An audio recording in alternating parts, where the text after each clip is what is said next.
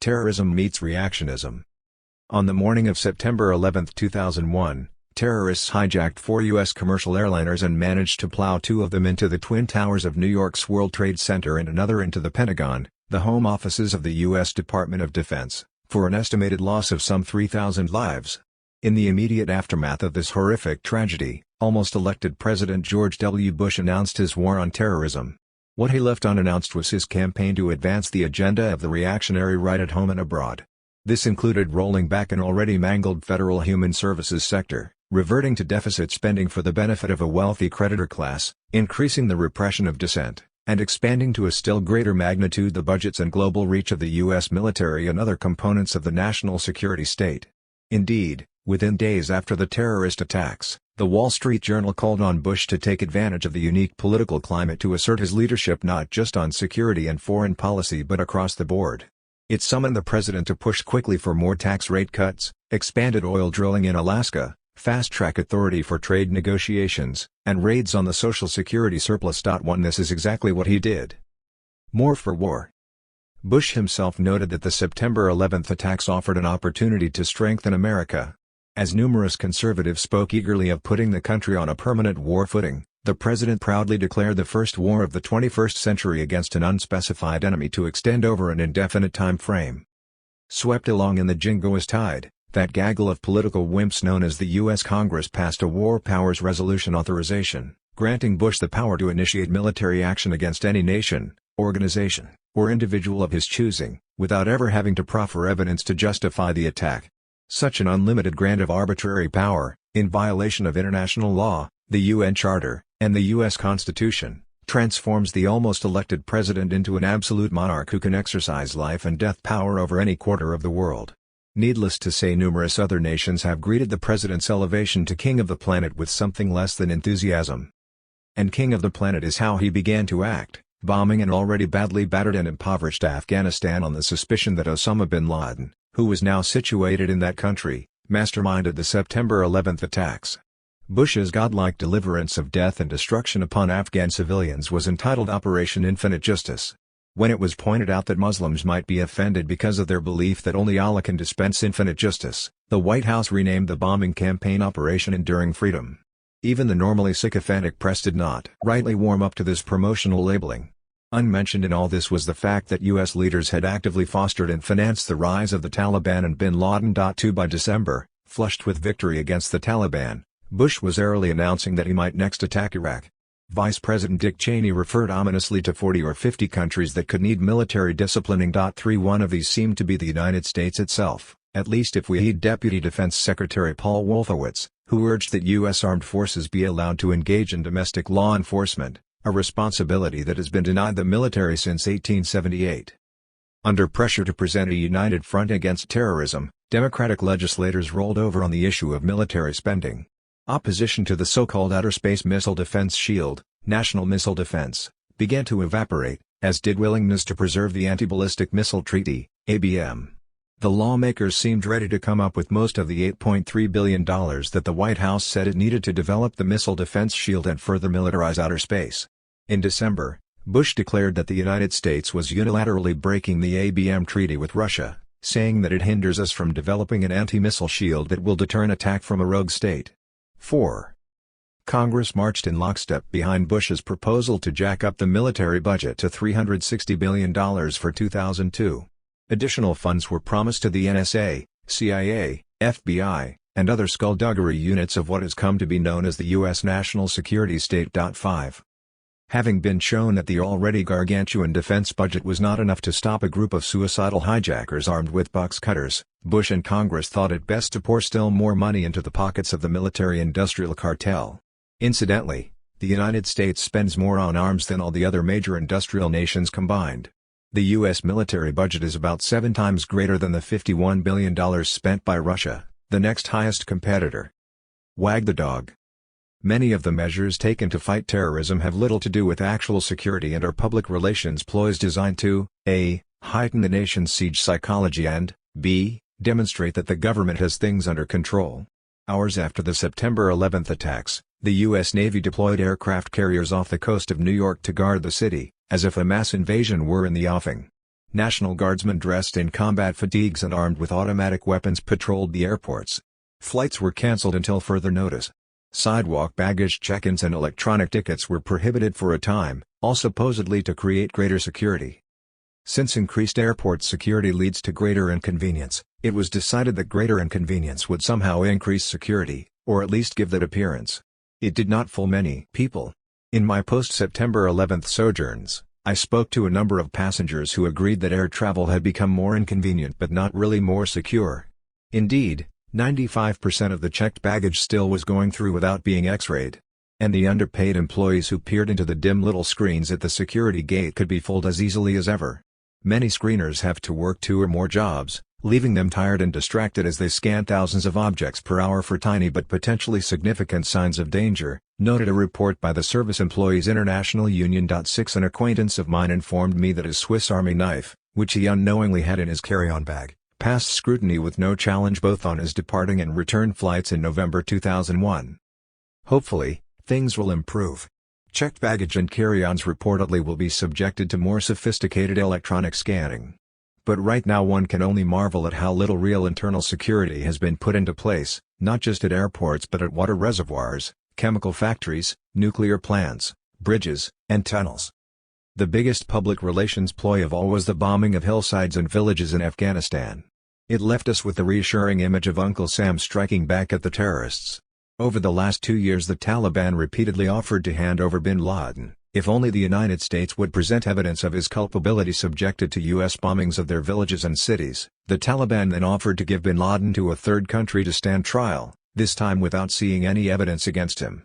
Even this major concession was rejected by the White House. It appeared that the primary U.S. goal was displaying U.S. retaliatory power and establishing a military presence in Afghanistan, not apprehending bin Laden and bringing him to justice in a public trial. 7. Lost in all this is the fact that U.S. leaders have been the greatest purveyors of terrorism throughout the world. In past decades they or their surrogate mercenary forces have unleashed terror bombing campaigns against unarmed civilian populations, destroying houses, schools, hospitals, churches, hotels, factories, farms, bridges, and other non-military targets in scores of countries, causing death and destruction to millions of innocents. Using death squad terrorism, U.S. leaders have also been successful in destroying reformist and democratic movements in a number of other countries, discussed in more detail in Chapter 5. Of course hardly a word of this is uttered in the corporate media, leaving Bush and company free to parade themselves as champions of peace and freedom. Reactionism on the home front. Well before any public office holder dared to broach the subject, media flacks were proclaiming a need to roll back our liberties. Hardly an hour after the attacks on the World Trade Center, I heard NBC anchorman Tom Brokaw intone, "This is a war zone, this is war." The next morning at 8 a.m., less than 24 hours after the attacks, another NBC announcer stated, "Some of the freedoms we have we may no longer be able to take for granted and may have to give up." That same morning, ABC produced an instant poll claiming to show that 66% of Americans were prepared to give up some of their civil liberties for a more secure society. Some weeks later, the editor of New Republic, angered by the public protests against the U.S. bombing of Afghanistan, wrote, "This nation is now at war." And in such an environment, domestic political dissent is immoral without a prior statement of national solidarity, a choosing of sides. Meanwhile, Tom Brokaw was at it again, impatiently asking why U.S. ground troops had not been deployed in Afghanistan in division-size force. And a pundit on Fox News was demanding that U.S. forces invade and occupy Libya and Iraq. 8. We should realize that the press is not just a stenographer for power, faithfully echoing what authorities feed it.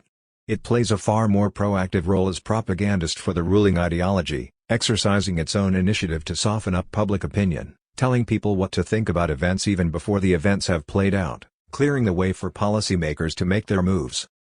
Just 6 weeks after the attacks, Congress overwhelmingly passed the USA Patriot Act 9, which places our First Amendment rights to free speech and political association in jeopardy by creating a definition of domestic terrorism that includes acts that appear to be intended to influence the policy of a government by intimidation or coercion. Couched in such broad and vague terms, the act runs the risk of being used against anti-globalization activists and other political dissenters, who can be targeted selectively based on their militant and confrontational opposition to government policies.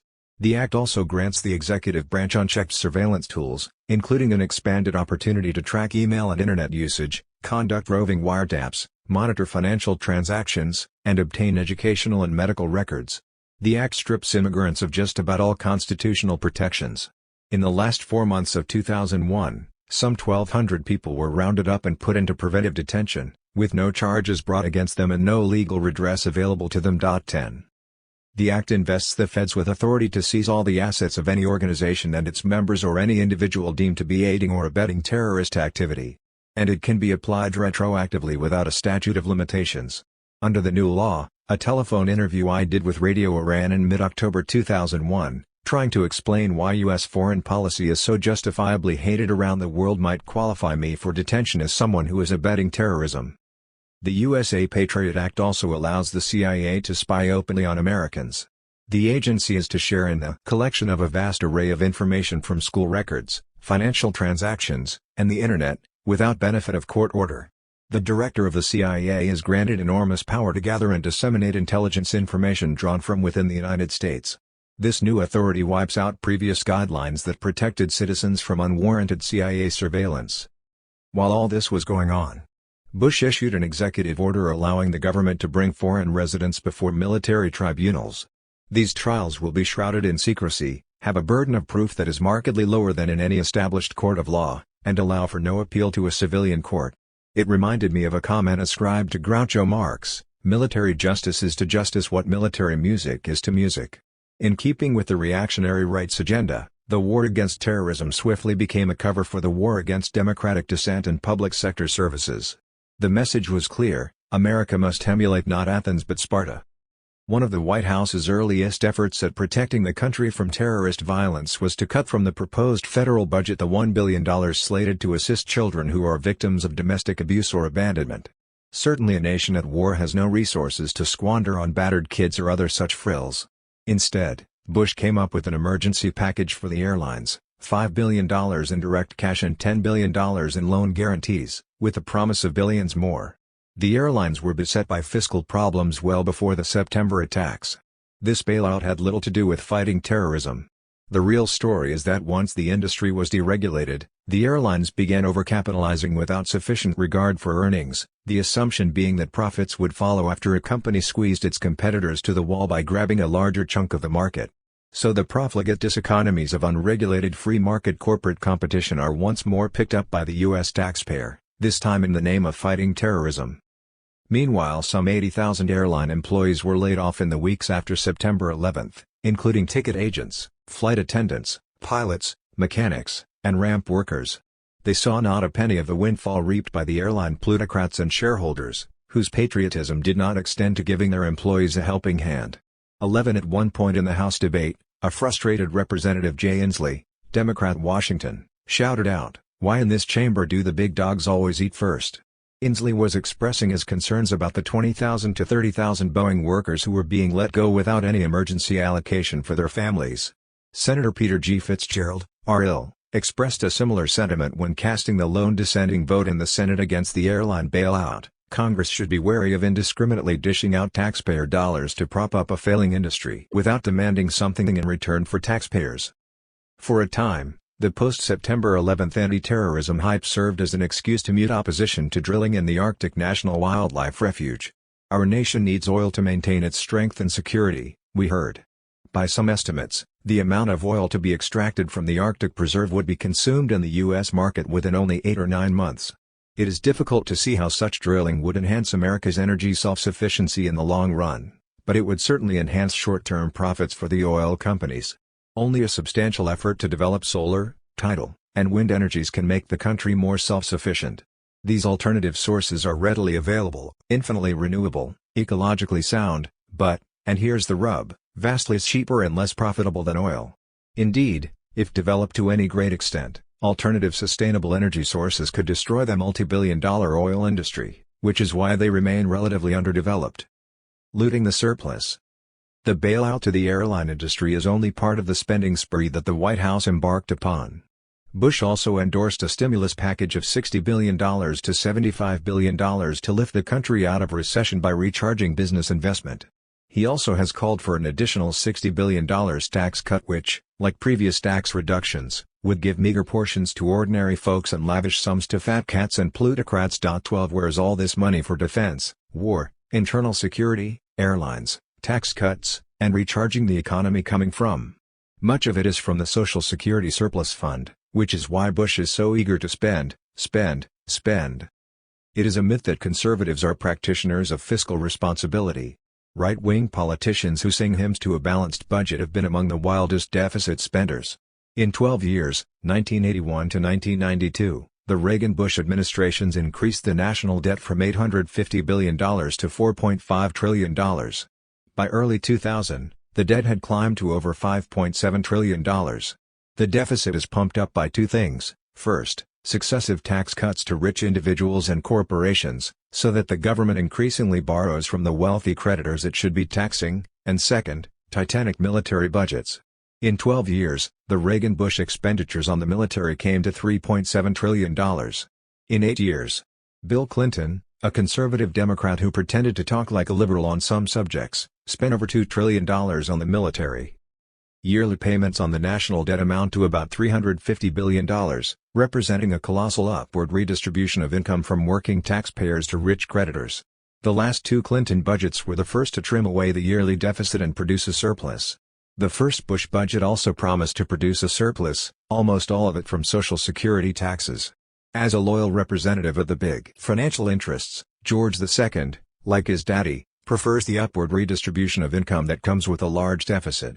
The creditor class, composed mostly of super-rich individuals and financial institutions, wants this nation to be in debt to it, the same way it wants every other nation to be in debt to it.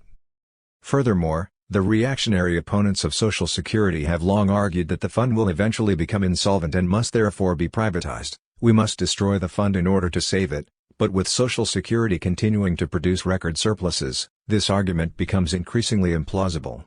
By defunding Social Security, either through privatization or deficit spending or both, Bush achieves a key goal of the reactionary agenda. The Bible says that not everyone who saith Lord, Lord shall enter unto the kingdom of heaven. And so not everyone who mouths the sacred shibboleths of patriotism is really concerned about the well-being of his compatriots. Bush and his coterie are prime purveyors of this hypocritical hype, hailing sacrifice and devotion while stuffing their pockets with yet more plunder from the public purse. The September 11th Imperative. The compelling politico-economic issues, the central imperatives that afflict our nation and much of the world, are regularly shut out of public discourse. No one in the corporate media dares to dwell on how the undemocratic powers of corporate America create injustices for working America, how wealth for the few creates poverty for the many. No critical examination is offered concerning the inequities of the tax system, or why this most prosperous nation suffers such gross inadequacies in human services. Likewise, the threats to the world's ecology posed by transnational globalization, and the monopolistic free trade treaties like NAFTA, GATT, and FTA that undermine our democratic sovereignty, earn hardly a critical glance. Ignoring U.S. global militarism. Never do official circles or corporate media acknowledge how, for more than a half-century, U.S. military forces, or their U.S.-supported surrogates, have repeatedly delivered mass destruction upon unarmed civilian populations in Latin America, Asia, Africa, the Middle East, and, with the 1999 bombings of Yugoslavia, even Europe, pernicious acts of terrorism that go unexamined. No critical discussion is offered regarding who really benefits from such ventures and who is harmed. Nothing is said about how the dominant interests within a small number of industrial countries, led by the U.S. national security state, continue to monopolize more and more of the world's resources and markets. U.S. leaders preside over a military force of planetary magnitude unmatched in human history. Every year U.S. taxpayers give up hundreds of billions of their hard-earned dollars to fund this global military empire, whose necessity has never really been critically debated on a national platform. A global military presence, we are told, supposedly safeguards our democracy and something called the West, discouraging rogue states from launching attacks against us, and allowing us to protect weaker nations from aggression. We are told that U.S. interests need to be defended, and humanitarian rescue missions must be pursued. Policymakers and media pundits toss these various assertions around like so many advertising slogans, while ignoring the alternative explanations and analyses offered by progressive critics. With only 5% of the Earth's population, the United States expends more military funds than all the other major powers combined. The U.S. military establishment consists of about 500,000 troops stationed at over 395 major bases and hundreds of minor installations in 35 foreign countries, more than 8,000 strategic nuclear weapons and 22,000 tactical ones, a naval strike force greater in total tonnage and firepower than all the other navies of the world combined, consisting of missile cruisers, nuclear submarines, nuclear aircraft carriers, and destroyers that sail every ocean and make port at every continent. U.S. bomber squadrons and long-range missiles can reach any target, delivering with impunity enough explosive force to destroy the infrastructures of entire countries, as demonstrated against Iraq in 1990-91 and Yugoslavia in 1999. U.S. rapid deployment forces have a firepower and conventional weaponry vastly superior to any other nation's. U.S. satellites and spy planes scope the entire planet. And today Washington is developing a capacity to conduct war from outer space.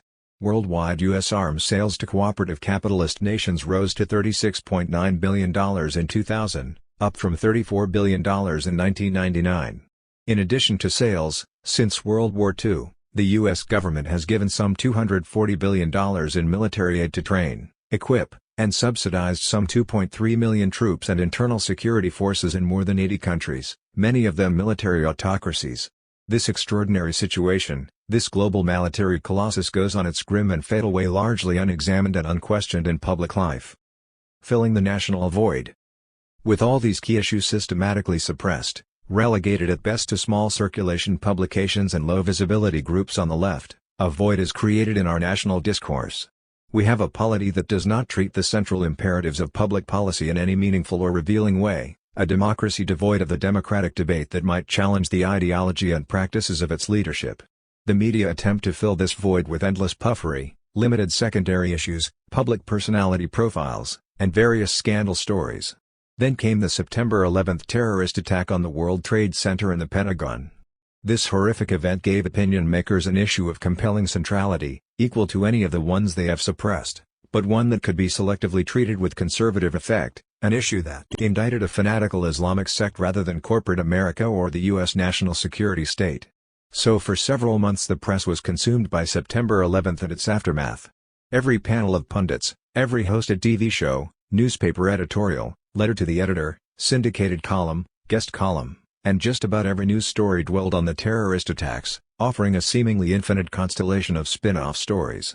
One favorite was the interviews with various individuals who would say something like, "I was a peacenik during the Vietnam era but this time I am all for bombing the hell out of those terrorists in Afghanistan."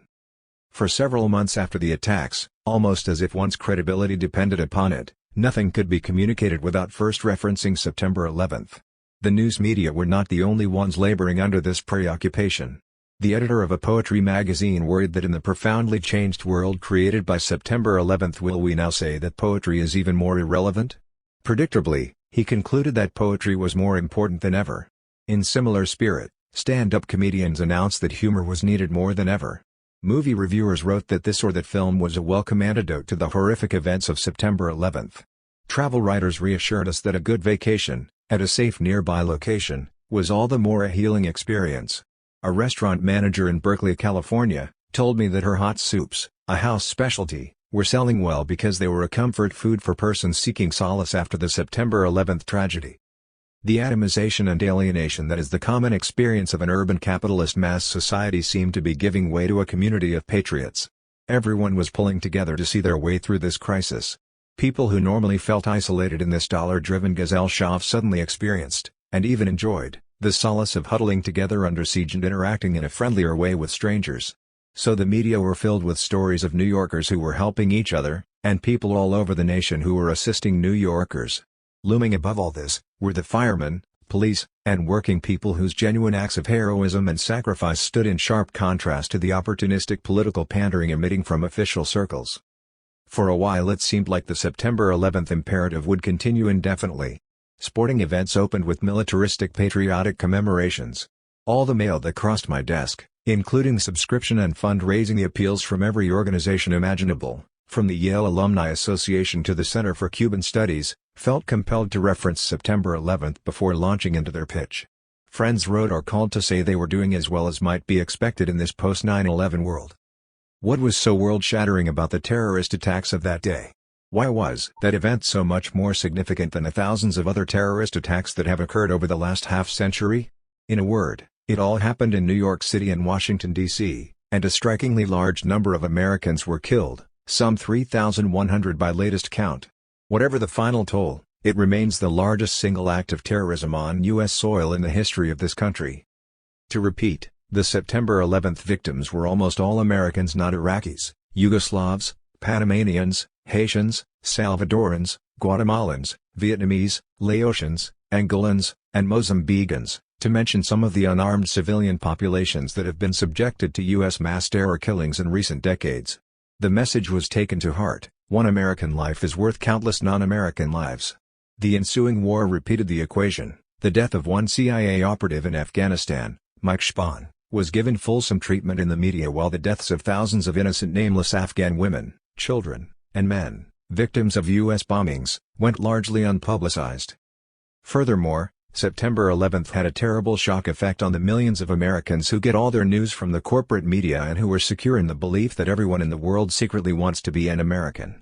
They believed that America was universally loved and admired because the United States was more prosperous, nobler, and more generous than other countries. Very few Americans know about victims of U.S. terrorism abroad.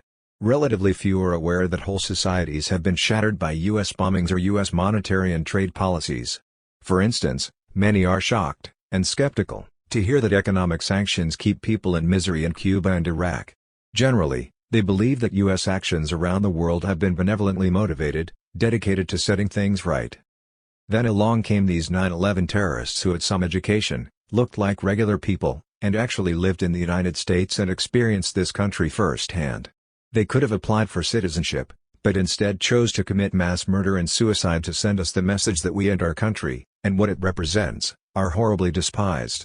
What changed on September 11th was people's perception of themselves and of America's place in the world.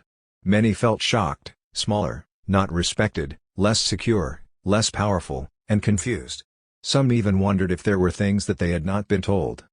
The entire nation and indeed the entire world knew about September 11th because of the repeated play it was given in the corporate-owned global media.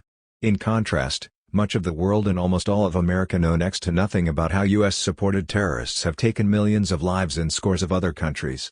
The media have little to say about those acts of terrorism, and so the general public knows relatively little about them. 13. A world changed forever? In the aftermath of the attacks, President George II announced that our nation can never go back to what it was on September 10th. A tearful TV anchorman appeared on a late-night show and blubbered about how this wound had changed America forever. The drumbeat carried across the political spectrum. A statement from the Communist Party, USA, issued in mid-November 2001 began, "Our world changed on September 11th." And others wrote that the indelible images of the World Trade Center will remain with us forever. A West Coast journalist claimed, "In a few minutes the world changed, and not just the world, a universe, is, now lost." 14. To be sure, the families and friends of the September 11th victims have had their lives changed drastically and tragically. But on the larger scene very little has really changed, unfortunately. 5 months before the attacks, when the World Trade Center still stood tall, President Bush and the Congress hit us with a huge regressive $1.35 trillion tax cut that favored wealthy interests over everyone else. Then, in this post-September 11th world, before the dust had settled on Ground Zero in Lower Manhattan, Bush was at it again, proposing an additional $160 billion in tax cuts mostly for big corporations and the very affluent. The world may have changed, but he was up to his same old tricks. Just as in earlier times, the White House pushed for an economic stimulus package, consisting mostly of the usual corporate giveaways, bailouts, and retroactive tax cuts, all designed to help little struggling businesses like International Business Machines, IBM, Ford, General Motors, General Electric, and Chevron Texaco, while doing nothing for the tens of thousands of workers who have been laid off. IBM would get $1.4 billion, GM would pocket $833 million, and GE would make do with $671 million. 15. This caused Citizens for Tax Justice, a public interest group, to issue a broadside that began, "What's General Electric doing at this time of national tragedy? Profiteering in the name of patriotism." Again, there is something painfully familiar about all this. Business profiteering in the name of patriotism has occurred in every war this nation has fought. Supposedly giveaways to corporations stimulate the economy. Given more money, the big companies invest more, create more jobs and more buying power, thereby ending the recession, or so we are told. But many of these companies are already wallowing in cash. And many of them suffer not from inadequate investment funds but from overcapacity. They are given billions in subsidies but they still lay off workers or do not hire back the ones they have downsized when demand is lagging. The problem is not a lack of capital among the super-rich but insufficient consumer response. Too many giant producers with too much wealth producing too many goods and services that underpaid or unemployed workers cannot afford to buy. To bolster the economy, public funds should be going into public job programs to augment the spending power of those most in need. Instead, the fundamentalist free market fanatics who run Washington continue to push in the opposite direction. In October 2001, a Republican-led Senate filibuster defeated legislation that would have stimulated the sagging economy by providing immediate aid to tens of thousands of downsized airline workers.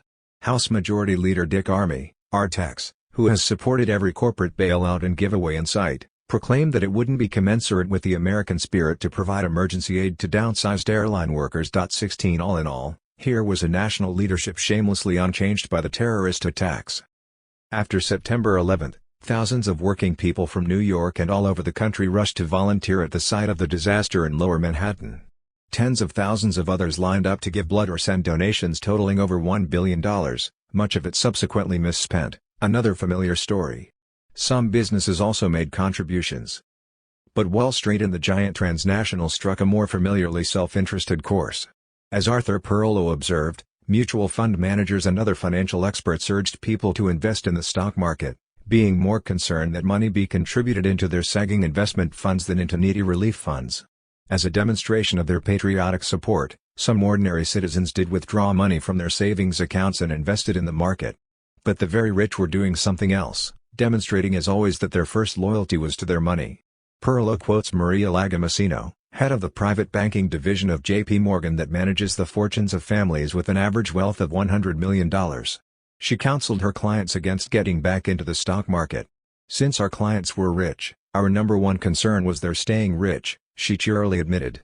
Likewise, the New York Times reported, clients with a lot of their wealth in cash were cautioned against rushing back into the markets. 17. But some stocks were worth rushing back into. Companies that marketed security services, bomb detection devices, and surveillance and biowarfare technologies rocketed up 146% after September 11, as did a number of defense contractors. 18. Other things in the newly transformed America seemed drearily familiar. A compliant Congress pumped billions more into an already bloated military budget.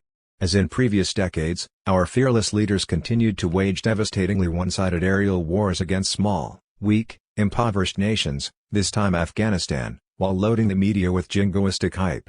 They continued to send aid to a reactionary Likud-dominated coalition government in Israel so that it might go on battering the Palestinians, another policy that fails to endear us to the Muslim world. Just as they did during the Clinton administration, lawmakers devised anti-terrorism bills that contained little to discourage real terrorists but much to terrorize civil libertarians and political dissenters. At the Senate hearings in mid-December 2001, Attorney General John Ashcroft questioned the patriotism of those speaking out for civil liberties. Your tactics only aid terrorists, for they erode our national unity and diminish our resolve. They give ammunition to America's enemies and pause to America's friends. 19 Substitute communist for terrorist in that statement, and you have Senator Joe McCarthy conducting his witch hunt of half a century ago. It was reported that the FBI was weighing the torture option. Becoming increasingly frustrated by the silence of jailed suspects allegedly associated with the Al-Qaeda network, Justice Department investigators were openly thinking of resorting to more coercive methods of interrogation, using drugs or pressure tactics, or transporting suspects to allied countries where security services sometimes employ threats to family members or resort to torture. 20 But even this is nothing new. For years, the Justice Department and the Immigration and Naturalization Service have been deporting political refugees back to El Salvador, Guatemala, and other quasi-fascist regimes to be tortured or disappeared. And many of the torturers in the security services abroad have been trained and financed by the U.S. national security state. Even before September 11, there already were enough repressive laws on the books to round up all and sundry, be they citizens or not. The only thing that keeps the authorities from doing so is the fear that it might cause too much of a political uproar. Were resistance to heat up enough, were popular forces to mobilize and gather troublesome visibility and strength, then the powers that be might be tempted to employ more thorough applications of oppression. Free trade against terrorism? Both before and after September 11, the ruling elites persisted in pushing their brand of globalization with a fast-track provision that would allow the president to railroad FTA and other such free trade agreements through Congress without amendment or significant debate. U.S. Trade Representative Robert Zoellick, a member of the Bush cabinet, enlisted the terrorism hype in the White House's campaign to surrender our democratic sovereignty to international trade councils. Zoellick charged that opposition to fast-track and globalization was akin to supporting the terrorists. 21 House Republican leaders made similar assertions. Here was yet another opportunistic attempt to wrap the flag around a reactionary special interest. Actually, it is the free trade agreements that threaten our democratic sovereignty. Under agreements like NAFTA, GATS, and FTA, all public programs and services that regulate or infringe in any way upon big money corporate capitalism can be rolled back by trade councils staffed by corporate personnel, elected by no one, unhampered by any conflict of interest laws. Corporations are able to tell governments, soon this will include local governments as well as state and federal, what public programs and regulations are acceptable or unacceptable. The reactionaries do not really explain how we fight terrorism by giving private, non-elective, corporate-dominated trade councils a supranational supreme power to override our laws and our Constitution. As always, media pundits presented globalization as a natural, inevitable, and benign historical development. They told us that the world's economies have grown from local to regional to national to international modes of production and exchange, and now it was time for just one big happy global economy that would benefit everyone. There is another view of globalization, the one that says it is neither natural nor beneficial to the peoples of the world, rather it is a subterfuge devised to benefit the rich investors of all nations at the expense of working people everywhere. If allowed to pass, FTA will remove all obstacles to the privatization of publicly funded services, including health, water, electricity, education, senior assistance, and environmental programs throughout the Western Hemisphere. It will strip away every safeguard that workers have in protecting their living standards, including their right to have an input into such public policies. The anti-globalization proponents correctly see that the various free trade agreements, a. circumvent democratic regulations that protect consumers, workers, and the environment, b. move toward the elimination of public services, except police and military, and subsidies to big business, c. force profit-making privatization upon all spheres of public life, and most important, d. undermine our very democratic right to have laws and services outside the veto power of non-elective trade councils dominated by the transnational corporations. Needless to say, those who see globalization as an attack upon democracy itself win no exposure in the major broadcast media. 22. Still other things make our world seem very much as it was on September 10. As during every national crisis, liberal legislators supinely line up with conservatives to vote the president absolutist powers. Media lapdogs yelp about how this same president has risen to the challenge and grown in office. One pundit even compared almost elected George W. Bush to Abraham Lincoln. 23 Flag-waving yahoos call for blood, believing with all their hearts that their government only opposes terrorism and never practices it. Meanwhile, thousands of U.S. residents, this time of Middle East origin, are subjected to racial profiling. African American communities continue to be terrorized by trigger-happy cops. And fanatical Christian fundamentalists commit terrorist acts against abortion clinics while law officials seem unable to stop them. In a word, the world has not changed since September 11, certainly not for the better. The need to inject reality and justice into an impoverished national dialogue is as urgent as ever. Why did it happen? Why did Islamic extremists attack the World Trade Center and the Pentagon on September 11, 2001, taking the lives of thousands of innocent people? As the White House and corporate media would have it, they were crazed zealots driven by an evil doctrine. And they targeted the United States because it is such a free and prosperous country. Killing for God and country. As far as we can tell, the perpetrators were indeed propelled by the fanatical conviction that they were operating directly under God's command. There is an age-old relationship between religion and violence. Some observers try to explain away the connection as an aberration, an outside infection by a deviant ideology, a mutant extremist strain of religion. But in fact, the histories of Christianity, Judaism, Hinduism, and Islam, are tragically laced with violence and intolerance, a willingness to suppress and kill for the glory of God.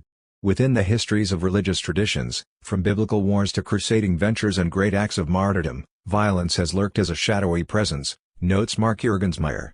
Images of death have never been far from the heart of religion's power to stir the imagination. Our religion see mess, to need violence, and violence religion. 24. Throughout the ages, religionists have claimed a divine mandate to do God's work on earth by delivering terror and death upon heretics and other sinners. Originating in nomadic or early agrarian theocratic societies, religious texts are full of violent narratives, whether it be Hindu mythology or the Bible or the Quran.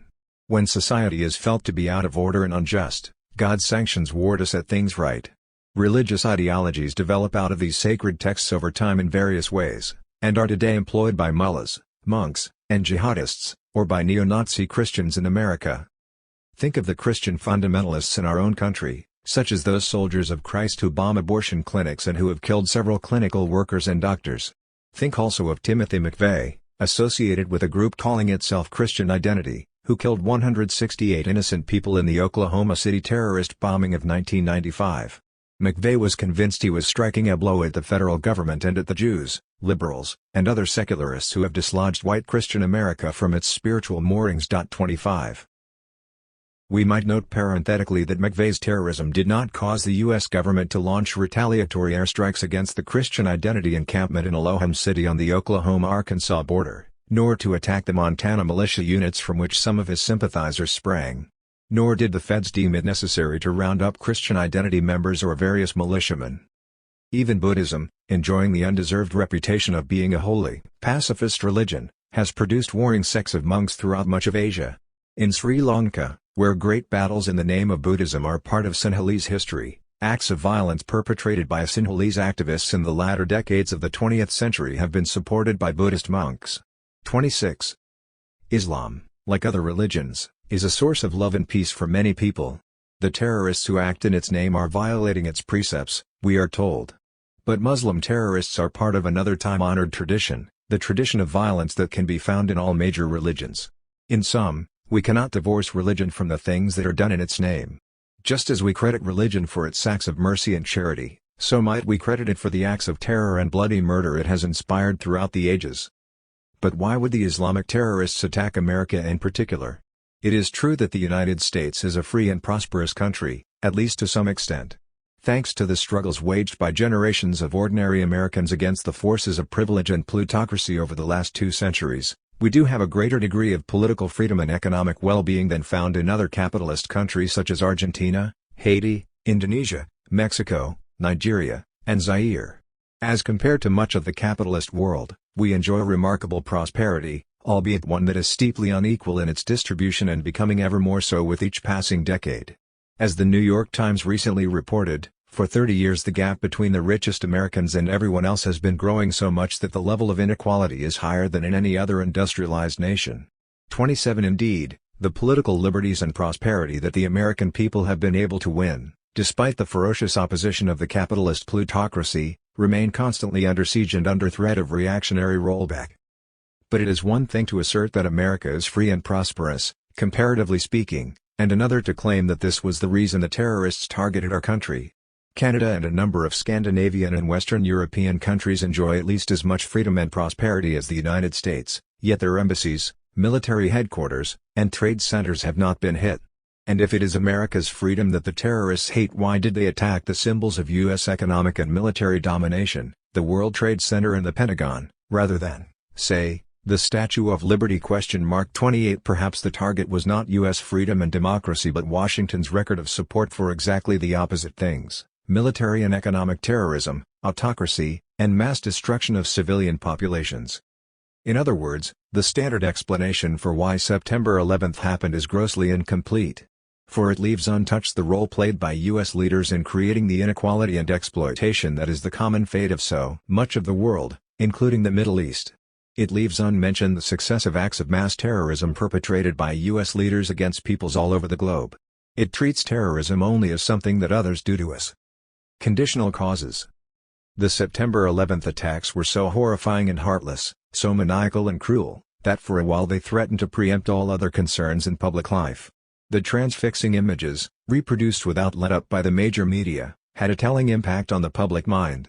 So when almost elected President George W. Bush called for the head of Osama bin Laden, the leader of an international terrorist organization suspected of having perpetrated the attacks, Few voices in public life counseled restrained and sober reflection. In the style of a Wild West sheriff, Bush declared that he wanted bin Laden dead or alive. Ostensibly in pursuit of that goal, he embarked upon a massive bombing campaign in Afghanistan that caused the deaths of additional thousands of innocent women, men and children. Some of us who did not support the White House's massive aerial assault upon the people of Afghanistan have sought to contextualize the September attacks, noting that they did not come from nowhere but were related to a broader set of events. For suggesting that there were other causes to September 11 besides religious fanaticism, we dissenters were accused of apologizing for the terrorists and blaming America. Sometimes we even were called traitors and cowards. It reminded me of the way protesters were treated in the early days of the Vietnam War when many of us refused to suspend our critical perceptions and obediently rally around the flag. To understand why some people oppose the latest U.S. military intervention in the Middle East, I would suggest making a distinction between a. The immediate cause, in this case, a coterie of fanatical evildoers driven by a deranged theology who killed thousands by plowing planeloads of innocent people into the World Trade Center and the Pentagon, and b. An underlying set of conditional causes, specifically the backlog of exploitation and injustice that Western leaders and investors have delivered upon other peoples, and the role of the U.S. national security state as a prime purveyor of poverty, injustice, and repression in the Middle East and other regions of the world. A consideration of conditional causes is not meant as an excuse to dismiss the immediate cause. Bush's declaration, "Either you are with me or against me," is intended to suggest that if you oppose the White House policy, you are running with the terrorists. Those who accept Bush's assertion readily misread the dissenting position. Like their leader, they have difficulty holding two thoughts in their heads at the same time, specifically that one can abhor the terrorist attacks while also fixing blame on a wide array of factors that go beyond, but include, the terrorists themselves. Why do they hate us? Asking why there are people around the world who hate us, the writer Madison Shockley offered a list of grievances: arrogance, dominance, exploitation, oppression, racism, militarism, imperialism. Shall I go on? As long as we continue to thwart the aspirations for freedom and dignity for much of the Third World, there will be those who resent us, and some who hate us. 29 Similarly, a retired lieutenant colonel of the U.S. Air Force, Robert Bowman, argues that the United States was targeted not because it stands for freedom and human rights but because it stands for dictatorship, bondage, and human exploitation in the world. We are the target of terrorists because we are hated. And we are hated because our government has done hateful things. 30. Some 5 billion people in the world live in absolute economic desperation, lacking even basic food, shelter, and clean water. 1/5 of all young men in the Middle East are unemployed, and the region's per capita income is about $2,100 yearly, according to the World Bank, which is prone to understate the levels of economic deprivation. Leading the other rich industrial nations, the United States has for decades imposed poverty-generating policies that force states to privatize resources and slash public spending. 31 This increases unemployment and leads to greater poverty, disease, forced migration, and environmental devastation. In Egypt, home of Muhammad Atta, who piloted the first jet into the World Trade Center, 8.5% of the children die before age 5, while Egypt's government spends a mere 4% of its budget on healthcare. 32. U.S. power supports retrograde right-wing governments that are dedicated not to the well-being of their peoples but to servicing the transnational corporations and the U.S. national security state. Many Third World leaders eagerly incur huge debts with the International Monetary Fund, IMF, and Western banks, then often pocket substantial chunks of the incoming loans. Scores of mal-developed capitalist countries in the Third World are trapped in a deepening cycle of borrowing and repayment at usurious rates, a process that further enriches global financial interests at the expense of Third World populations. Over the past 17 years, poor capitalist nations have transferred a net total of $1.5 trillion to rich foreign creditors. 33. The deepening impoverishment that besets these debtor countries fuels popular resentment and rebellion. Leftist groups emerge and begin to mobilize large sectors of the population in the struggle for social betterment and against the economic servitude imposed by Western interests. These democratic movements are crushed by domestic military forces funded and advised by the U.S. national security state. In some countries, Afghanistan is a prime example, the CIA employed right-wing fundamentalists to lead the assault against godless secular reformism and materialistic communism. With the left defeated, malignant, strains of Islamic fundamentalism are now filling the vacuum, offering a totalizing religious solution to everyday problems of privation and repression. 34. Turkey provides another example. Progressive forces in that country have been subjected to an unsparing, U.S.-supported repression for more than a half-century. Hundreds of thousands of peasants, workers, students, teachers, and others have been incarcerated. Thousands have been tortured and executed, including hundreds of labor union leaders. Peasant cooperatives have been banned. In the 1980s, the U.S.-supported right-wing government outlawed all popular and progressive political parties, abolished collective bargaining, froze or rolled back wages, eliminated benefits, and muzzled the press. Meanwhile, CIA-funded right-wing groups in Turkey gathered strength. 35. Turkey today remains a police state with parliamentary window dressing. Striving to preserve a secular society, the ruling elite has banned Islamic political parties. Bereft of their own popular organizations, the urban poor in Turkey now turn to these same parties, whose ranks are swelling despite the ban. 36.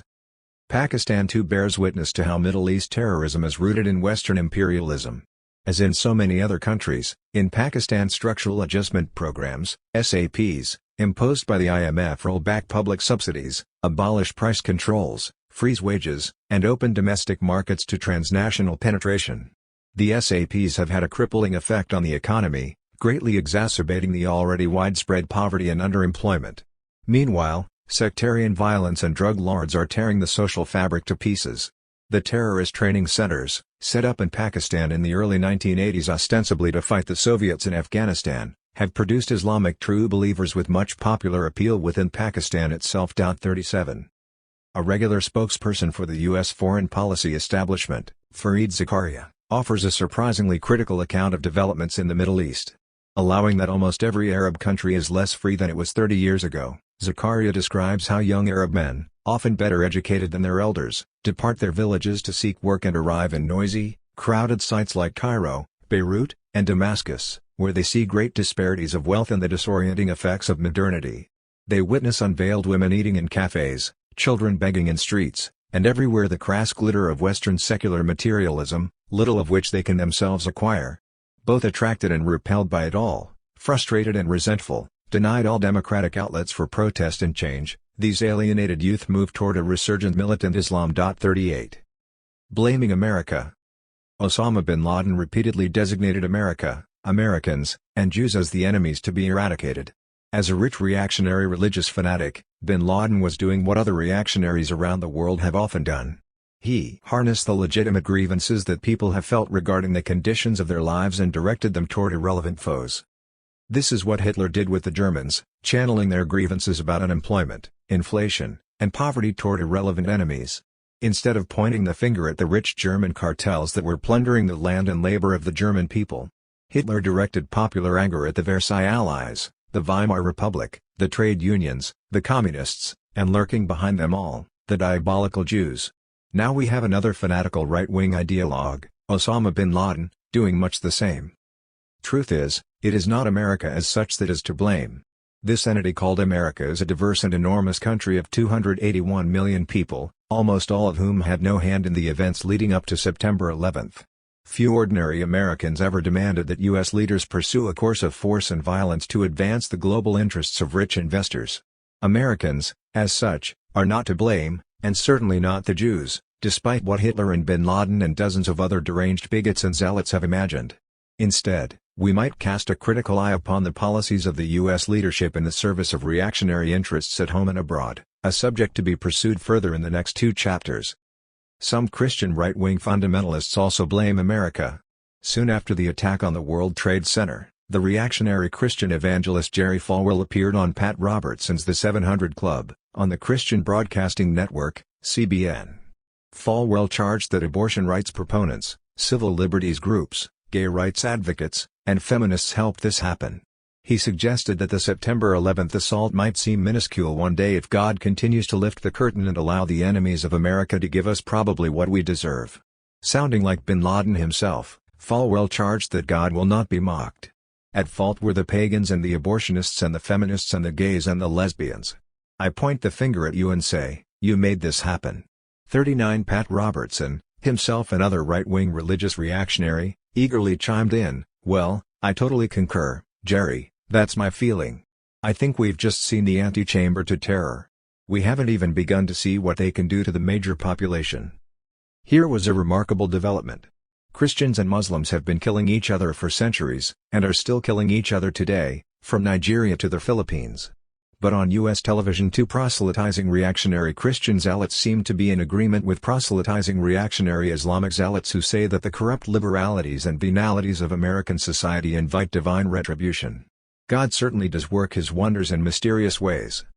A few days later, realizing that his remarks did not sit well with the general public, Falwell hastened to apologize for excoriating fellow Americans.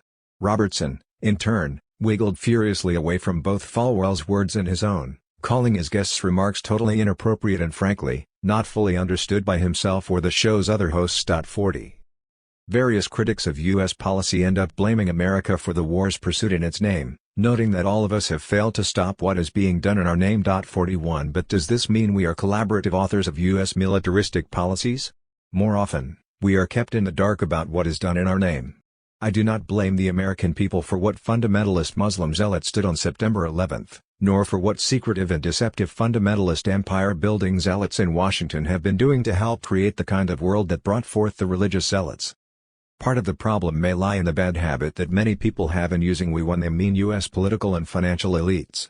To say that we are thwarting democracy abroad, impoverishing other populations, or bombing innocent people, when really referring to the actions of the White House, the CIA, the Pentagon, the IMF and the WTO, is to assume a community of interest between the general public and those who regularly prey upon it, which is just what the predators want. Using we when really meaning they also deprives us of using we when we really mean the general public or at least the dissenters from orthodox policy. It keeps us from recognizing the distinct interest we have in opposing those who pretend to rule in our name. Sometimes both usages of we can appear in the same sentence, and it begins to get ludicrous. I heard one progressive speaker say, "We have to organize and protest against what we are doing in Central America." There is no denying that after September 11 millions supported the U.S. military assault upon Afghanistan, for they were led to believe that this would stop terrorism and protect lives.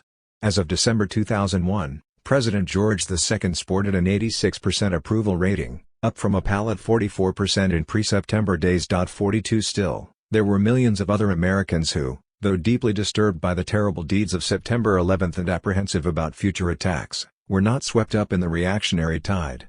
If anything, tens of thousands of us have long remonstrated and demonstrated against the kind of policies currently pursued by the White House. We took to the streets not to hail the chief but to oppose his war and his reactionary agenda. Significant numbers in labor, civil rights, civil liberties, and peace groups oppose the bombing of Afghanistan.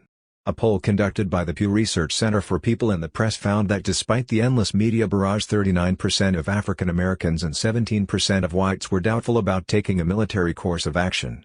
43 Some major organizations came out against the bombing, such as the National Council of Churches and the American Public Health Association.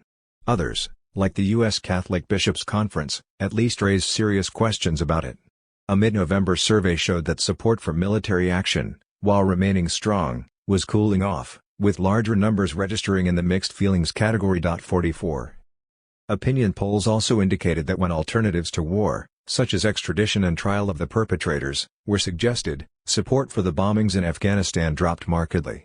Even though U.S. officials and media commentators have said next to nothing about utilizing international law and diplomacy, 30% of Americans support that option, compared to 54% who support military action, with 16% undecided, according to an October Gallup poll. Quite likely a majority of Americans would prefer an international law approach if they had ever heard it explained and discussed. As images of Afghan civilian casualties came across the screen, support for the war began to wane, as also happened with the bombing campaign against Yugoslavia in 1999. CNN chairperson Walter Isaacson issued orders to his correspondents that when they broadcasted reports with footage of civilian deaths, hunger, and devastation, they were to remind viewers that the Taliban harbored terrorists who killed thousands of Americans in September, as if viewers weren't being reminded almost every hour of every day by the media. Isaacson called it perverse to focus too much on the casualties or hardship in Afghanistan.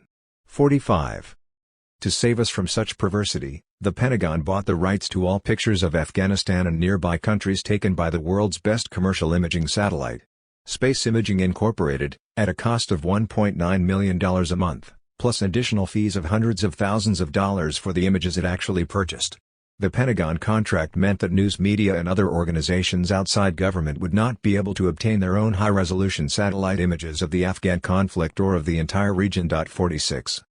Pictures of killed or suffering Afghani civilians soon disappeared from the U.S. news. We now could see nothing about the war except what the Pentagon wanted us to see, specifically, repetitive accounts about the search for bin Laden, admiring accounts of weapons capability, war images that resemble video games, and footage of happy Afghans who, now liberated from the Taliban yoke, are trimming their beards or playing music. 47. Rather than blaming America, I would say that many Americans are taken in by the various opinion molders who run the corporate media and the government. We are not the perpetrators of the empire's crimes abroad, rather we number among the victims. We suffer the enormous tax burdens that empire imposes, and the commensurate neglect of domestic needs. And along with the rest of the world, we are the targets of the deceptions perpetrated in its name. But when given half a chance and some exposure to alternative information, millions of people in the United States are capable of falling out of step with the White House's commands, which is why such tight control is exercised over the communication universe. Millions want neither protracted wars nor a surrender of individual rights and liberties. Even among the flag wavers, support for Bush seems to be a mile wide and an inch deep. The media-hyped jingoistic craze that gripped the United States after September 11 was mostly just that, a craze. In time, the patriotic hype recedes and reality returns. One cannot pay the grocery bills with flags or pay the rent with vengeful slogans. Indeed, a December poll showed that respondents are eager for the government to pay attention to domestic issues, and stop neglecting the economy and giving too little attention to health care. 48 other surveys indicate that the U.S. public is not prepared to support the bombing of country after country. My thoughts go back to another President Bush, George I, who, as he pursued his merciless aerial assault against the people of Iraq early in 1991, won an approval rating of 93% and a fawning resolution from Congress hailing his unerring leadership. Yet within the year, he was soundly defeated for re-election by a garrulous governor from Arkansas, who himself was nothing to brag about. Afghanistan, the untold story. Less than a month after the September 11 attacks, U.S. leaders began an all-out aerial assault upon Afghanistan, the country harboring Osama bin Laden and his al-Qaeda terrorist organization. At the time, little was said about the more than 20 years of U.S. intervention in Afghanistan that had helped create Osama bin Laden and the very Taliban regime that U.S. military forces now set about to destroy. All we usually hear about Afghanistan's history is that in 1980 the United States intervened to stop a Soviet invasion in that country. Even many would-be progressives, who normally take a more critical view of U.S. policy abroad, treat the U.S. intervention against the Soviet-supported government as a good thing. 49. The real story is not such a good thing. Some real history. For generations, the great majority of Afghanistan's people were involved in farming. The landholding system had remained unchanged since feudal times, with more than 75% of the land owned by big landlords who comprised only 3% of the rural population. In the mid-1960s, democratic revolutionary elements coalesced to form the People's Democratic Party, PDP. In 1973, the king was deposed, but the government that replaced him proved to be autocratic, corrupt, and unpopular.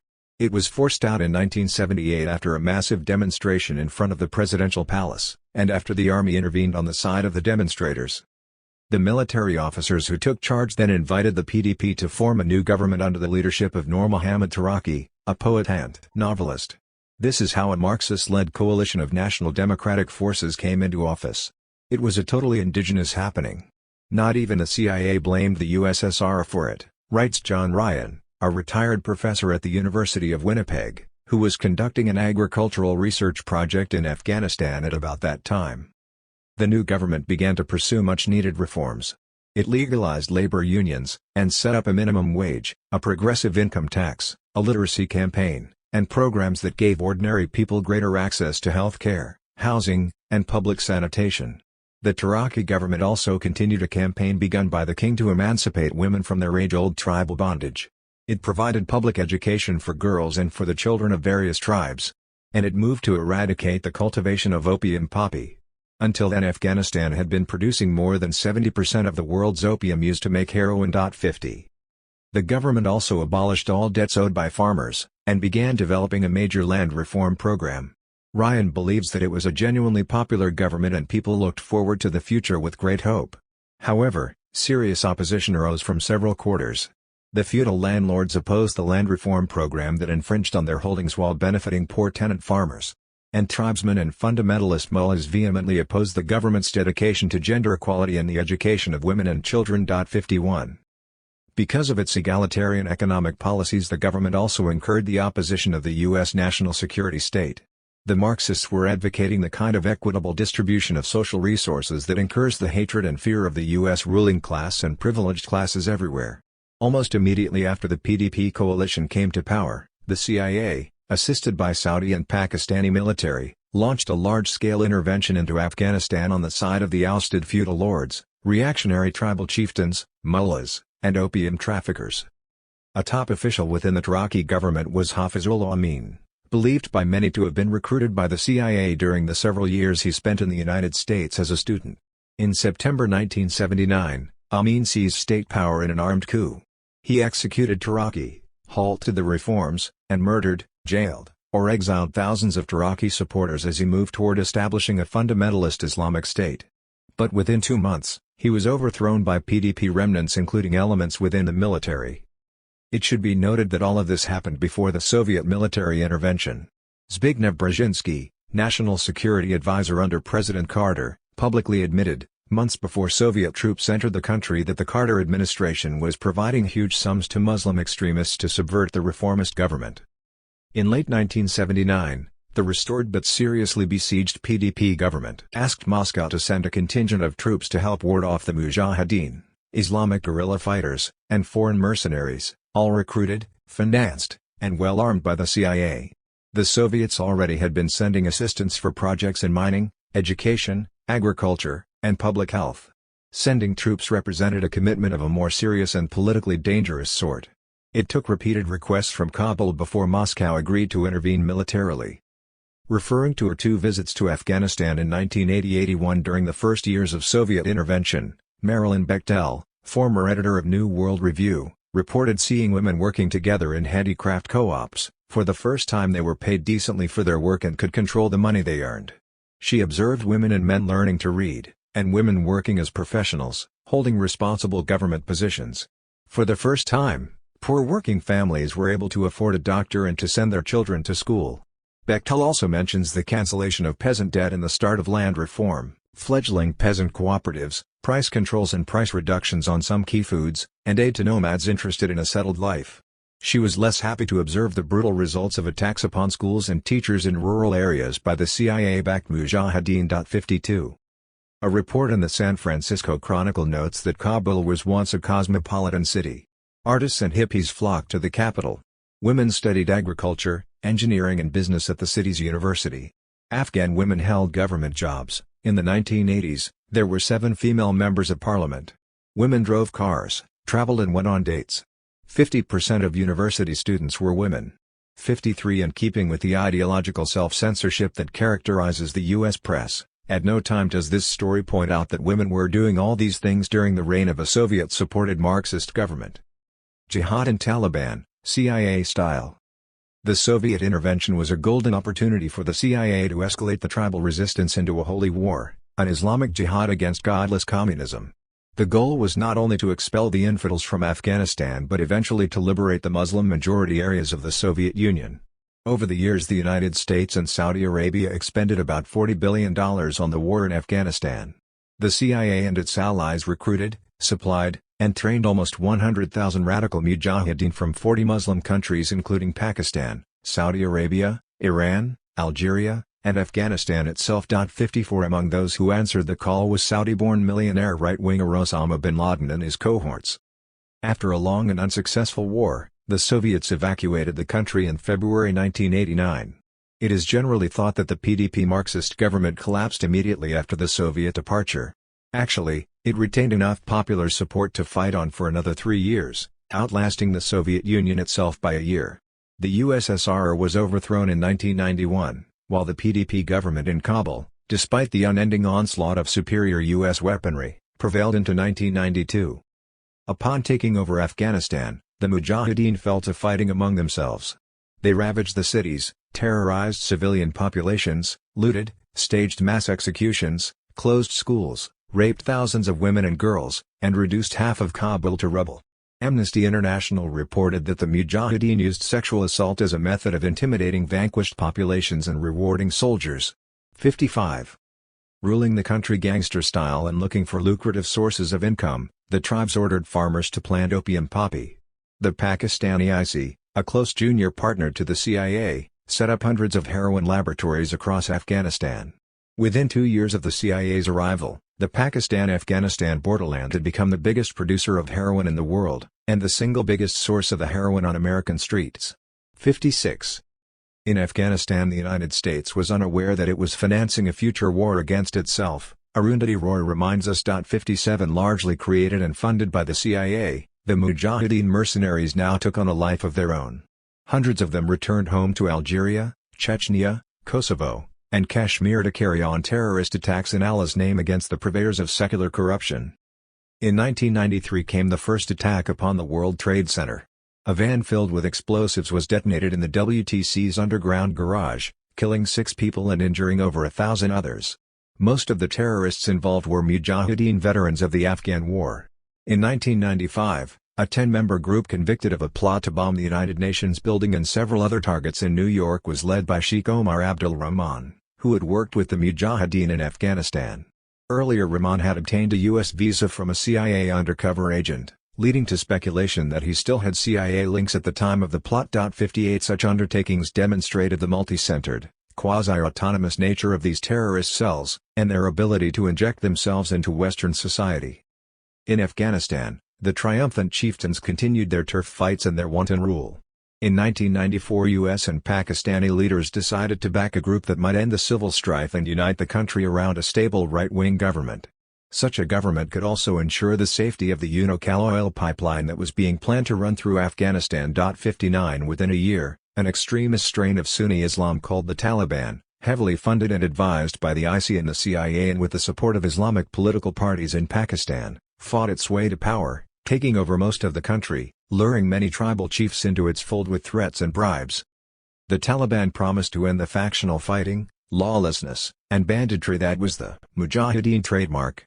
But some modes of violence did not cease. Suspected murderers and spies were executed monthly in the sports stadium, and those accused of thievery had the offending hand sliced off. 60 Like their reactionary Christian counterparts, the Taliban condemned forms of immorality that included premarital sex, adultery, and homosexuality. And like Christian fundamentalists, they advanced a strict and literal interpretation of Holy Scripture. They also outlawed all music, theater, libraries, literature, secular education, and much scientific research, again just as the Christians did through much of their early history. 61. The Taliban unleashed a religious reign of terror, imposing an even stricter interpretation of Muslim law than used by most of the Kabul clergy. All men were required to wear untrimmed beards and women had to wear the burqa which covered them from head to toe, including their faces. Persons who were slow to comply were dealt swift and severe punishment by the Ministry of Virtue. Women were to remain completely subservient to men, no matter how brutal the men might be. A woman who fled an abusive home or charged spousal abuse would herself be severely whipped by the theocratic authorities. Females could not appear in public unless accompanied by a close male relative. Women had to blacken their house windows so they could not be seen by passing strangers. They could no longer attend the public baths even though these had always been strictly segregated by gender. They were outlawed from social life, deprived of most forms of medical care, all levels of education, and any opportunity to work outside the home.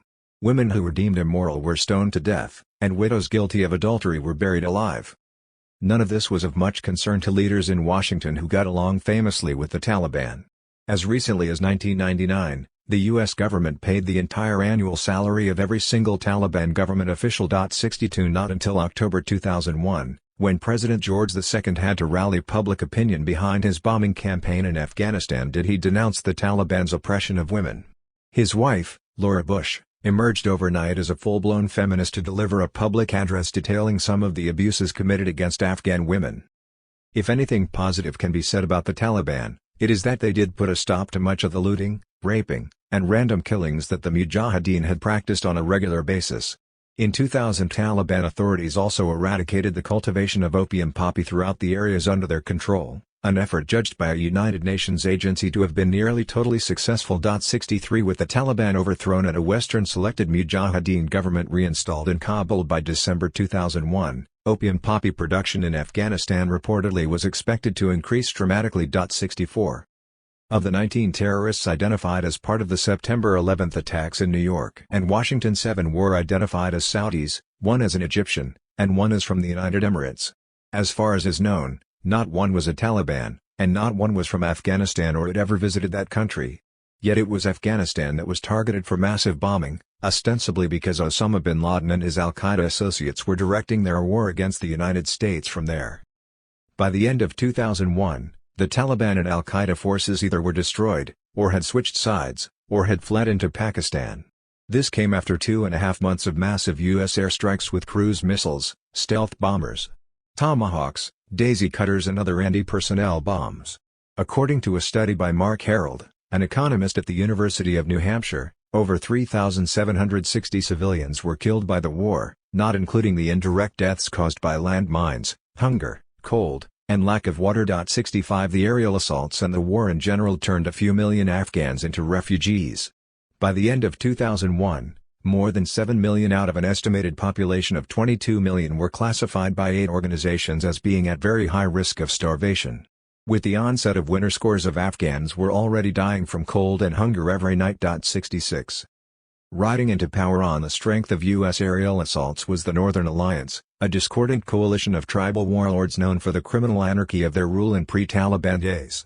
Amnesty International reported that during the U.S.-sponsored war of 2001, both the Taliban militia and their Mujahideen opponents were committing grave abuses, including indiscriminate killings of civilians and ethnically targeted killings. Reports of summary executions of Taliban prisoners by the Mujahideen continued coming into the end of 2001. A statement by the Revolutionary Association of Women of Afghanistan, RAWA, applauded the Taliban defeat but cautioned the world about the criminal nature of some Northern Alliance contingents. RAWA called for a United Nations peacekeeping force to safeguard the human rights of the Afghan people, a proposal that elicited no enthusiasm from U.S. leaders or tribal warlords but seemed to win support from ordinary Afghans. 67. The Holy Crusade for Oil and Gas. The swift collapse of the Taliban did not solve the problem of terrorism. For one thing, as of the end of 2001, Osama bin Laden was nowhere in sight. Having failed to catch him, U.S. leaders now suggested that he didn't really matter much. The important thing was that his organization and base of operation had been shattered. Besides, he may already have been blown to pieces in the bombings, it was conjectured. Indeed, bin Laden may not have been all that important. Along with fighting terrorism, there were other compelling reasons that drew U.S. power into Afghanistan. The Central Asian region is rich in oil and gas reserves. The U.S. Department of Energy estimates that the Caspian Basin holds 110 billion barrels, about 3 times the United States' own reserves. And Turkmenistan has immense natural gas supplies. Hence it should come as no surprise that U.S. policy elites were contemplating a military presence in Central Asia long before September 2001.68. The discovery of vast oil and gas reserves in Kazakhstan and Turkmenistan provided the lure, while the dissolution of the USSR removed the one major barrier against pursuing an aggressive interventionist policy in that part of the world. U.S. oil companies acquired the rights to some 75% of these new reserves. A major problem was how to extract the oil and gas from the landlocked region. U.S. officials opposed using the Russian pipeline or the most direct route across Iran to the Persian Gulf. Instead, they and the corporate oil contractors explored a number of alternative pipeline routes, across Azerbaijan and Turkey to the Mediterranean or across China to the Pacific. The one favored by Unocal, a U.S.-based oil company, crossed Afghanistan and Pakistan to the Indian Ocean. The intensive negotiations that Unocal entered into with the Taliban regime were still unresolved by 1998. As an Argentine company placed a competing bid for the pipeline. Bush's war against the Taliban rekindled Unocal's hopes for getting a major piece of the action. 69. Interestingly enough, neither the Clinton nor Bush administrations ever placed Afghanistan on the official State Department list of states charged with sponsoring terrorism, despite the acknowledged presence of Osama bin Laden as a guest of the Taliban government. Such a rogue state designation would have made it impossible for a U.S. oil or construction company to enter an agreement with Kabul for a pipeline to the Central Asian oil and gas fields. In sum, the U.S. government had made preparations well in advance of September 2001 to move against the Taliban and create a compliant regime in Kabul and a direct U.S. military presence in Central Asia. The September 11th attacks provided the perfect impetus, stampeding U.S. public opinion and reluctant allies into supporting military intervention.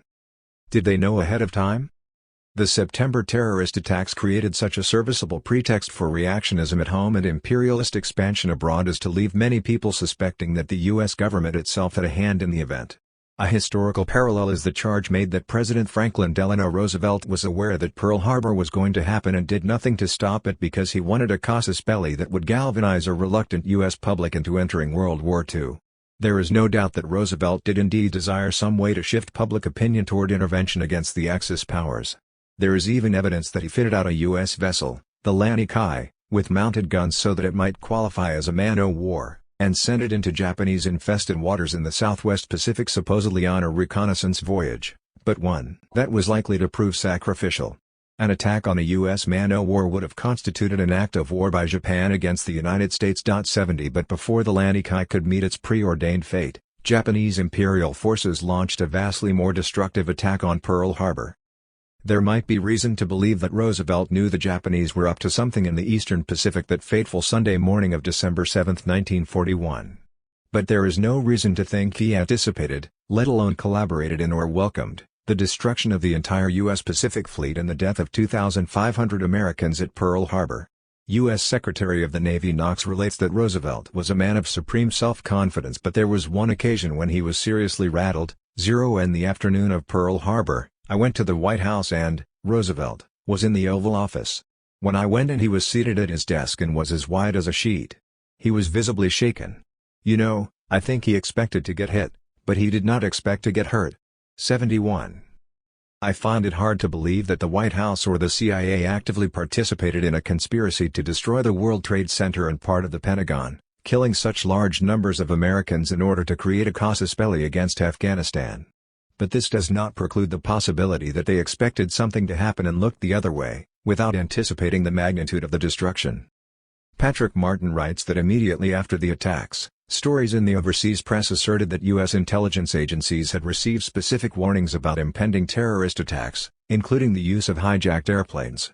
Martin points to the strange decision by top FBI officials to block an investigation into Zacarias Moussaoui, the Franco-Moroccan immigrant who was arrested in early August after he allegedly sought training from a U.S. flight school on how to steer a commercial airliner, but not to take off or land.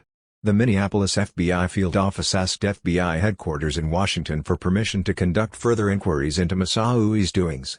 FBI chiefs refused on grounds that there was insufficient evidence of criminal intent, an astonishing decision for an agency not known for its tenderness on the subject of civil liberties. Martin goes on, this is not to say that the American government deliberately planned every detail of the terrorist attacks or anticipated that thousands of people would be killed. But the least likely explanation of September 2 is the official one, that dozens of Islamic fundamentalists, many with known ties to Osama bin Laden, were able to carry out a wide-ranging conspiracy on 3 continents, targeting the most prominent symbols of American power, without any U.S. intelligence agency having the slightest idea of what they were doing. 72. One might agree with John Ryan, who argued that if Washington had left the Marxist Iraqi government alone back in 1979, there would have been no army of mujahideen, no Soviet intervention, no war that destroyed Afghanistan, no Osama bin Laden, and no September 11th tragedy. 73 But it would be asking too much for Washington to leave unmolested a progressive leftist government that was organizing the social capital around collective needs rather than private accumulation. As I noted in an earlier book, U.S. intervention in Afghanistan proved not much different from U.S. intervention in Cambodia, Angola, Mozambique, Ethiopia, Nicaragua, and elsewhere. It had the same intent of preventing egalitarian social change, and the same effect of overthrowing an economically reformist government. In all these instances, the intervention brought retrograde elements into ascendance, left the economy in ruins, and pitilessly laid waste hundreds of thousands of lives. 74. The war against Afghanistan, a weak, battered, impoverished country, was portrayed in U.S. official circles as a gallant crusade against terrorism. If it was that, it also was something else, a means of mobilizing public opinion, gaining profitable control of the last vast untapped reserve of the Earth's dwindling fossil fuel resources, creating another compliant puppet regime, and extending U.S. power directly into still another region of the. In 1979, there would have been no army of mujahideen, no Soviet intervention, no war that destroyed Afghanistan, no Osama bin Laden, And no September 11th tragedy. 73. But it would be asking too much for Washington to leave unmolested a progressive leftist government that was organizing the social capital around collective needs rather than private accumulation. As I noted in an earlier book, U.S. intervention in Afghanistan proved not much different from U.S. intervention in Cambodia, Angola, Mozambique, Ethiopia, Nicaragua, and elsewhere. It had the same intent of preventing egalitarian social change, and the same effect of overthrowing an economically reformist government. In all these instances, the intervention brought retrograde elements into ascendance, left the economy in ruins, and pitilessly laid waste hundreds of thousands of lives. 74. The war against Afghanistan, a weak, battered, impoverished country, was portrayed in U.S. official circles as a gallant crusade against terrorism. If it was that, it also was something else, a means of mobilizing public opinion, gaining profitable control of the last vast untapped reserve of the Earth's dwindling fossil fuel resources, creating another compliant puppet regime, and extending U.S. power directly into still another region of the. Why U.S. leaders intervene everywhere. Washington policymakers claim that U.S. intervention is motivated by a desire to fight terrorism, bring democracy to other peoples, maintain peace and stability in various regions, defend our national security, protect weaker nations from aggressors, oppose tyranny, prevent genocide, and the like. But if U.S. leaders have only the best intentions when they intervene in other lands, why has the United States become the most hated nation in the terrorists' pantheon of demons? And not only Muslim zealots but people from all walks of life around the world denounce the U.S. government as the prime purveyor of violence and imperialist exploitation. 75. Do they see something that most Americans have not been allowed to see? Supporting the right. Since World War II, the U.S. government has given some $240 billion in military aid to build up the military and internal security forces of more than 80 other nations. The purpose of this enormous effort has been not to defend these nations from invasion by foreign aggressors but to protect their various ruling oligarchs and multinational corporate investors from the dangers of domestic anti-capitalist insurgency. That is what some of us have been arguing. But how can we determine that? By observing that, a. With few exceptions there is no evidence suggesting that these various regimes have ever been threatened by attack from neighboring countries. B. Just about all these friendly regimes have supported economic systems that are integrated into a global system of corporate domination, open to foreign penetration on terms that are singularly favorable to transnational investors. C. There is a great deal of evidence that U.S.-supported military and security forces and death squads in these various countries have been repeatedly used to destroy reformist movements, labor unions, peasant organizations, and popular insurgencies that advocate some kind of egalitarian redistributive politics for themselves. 76.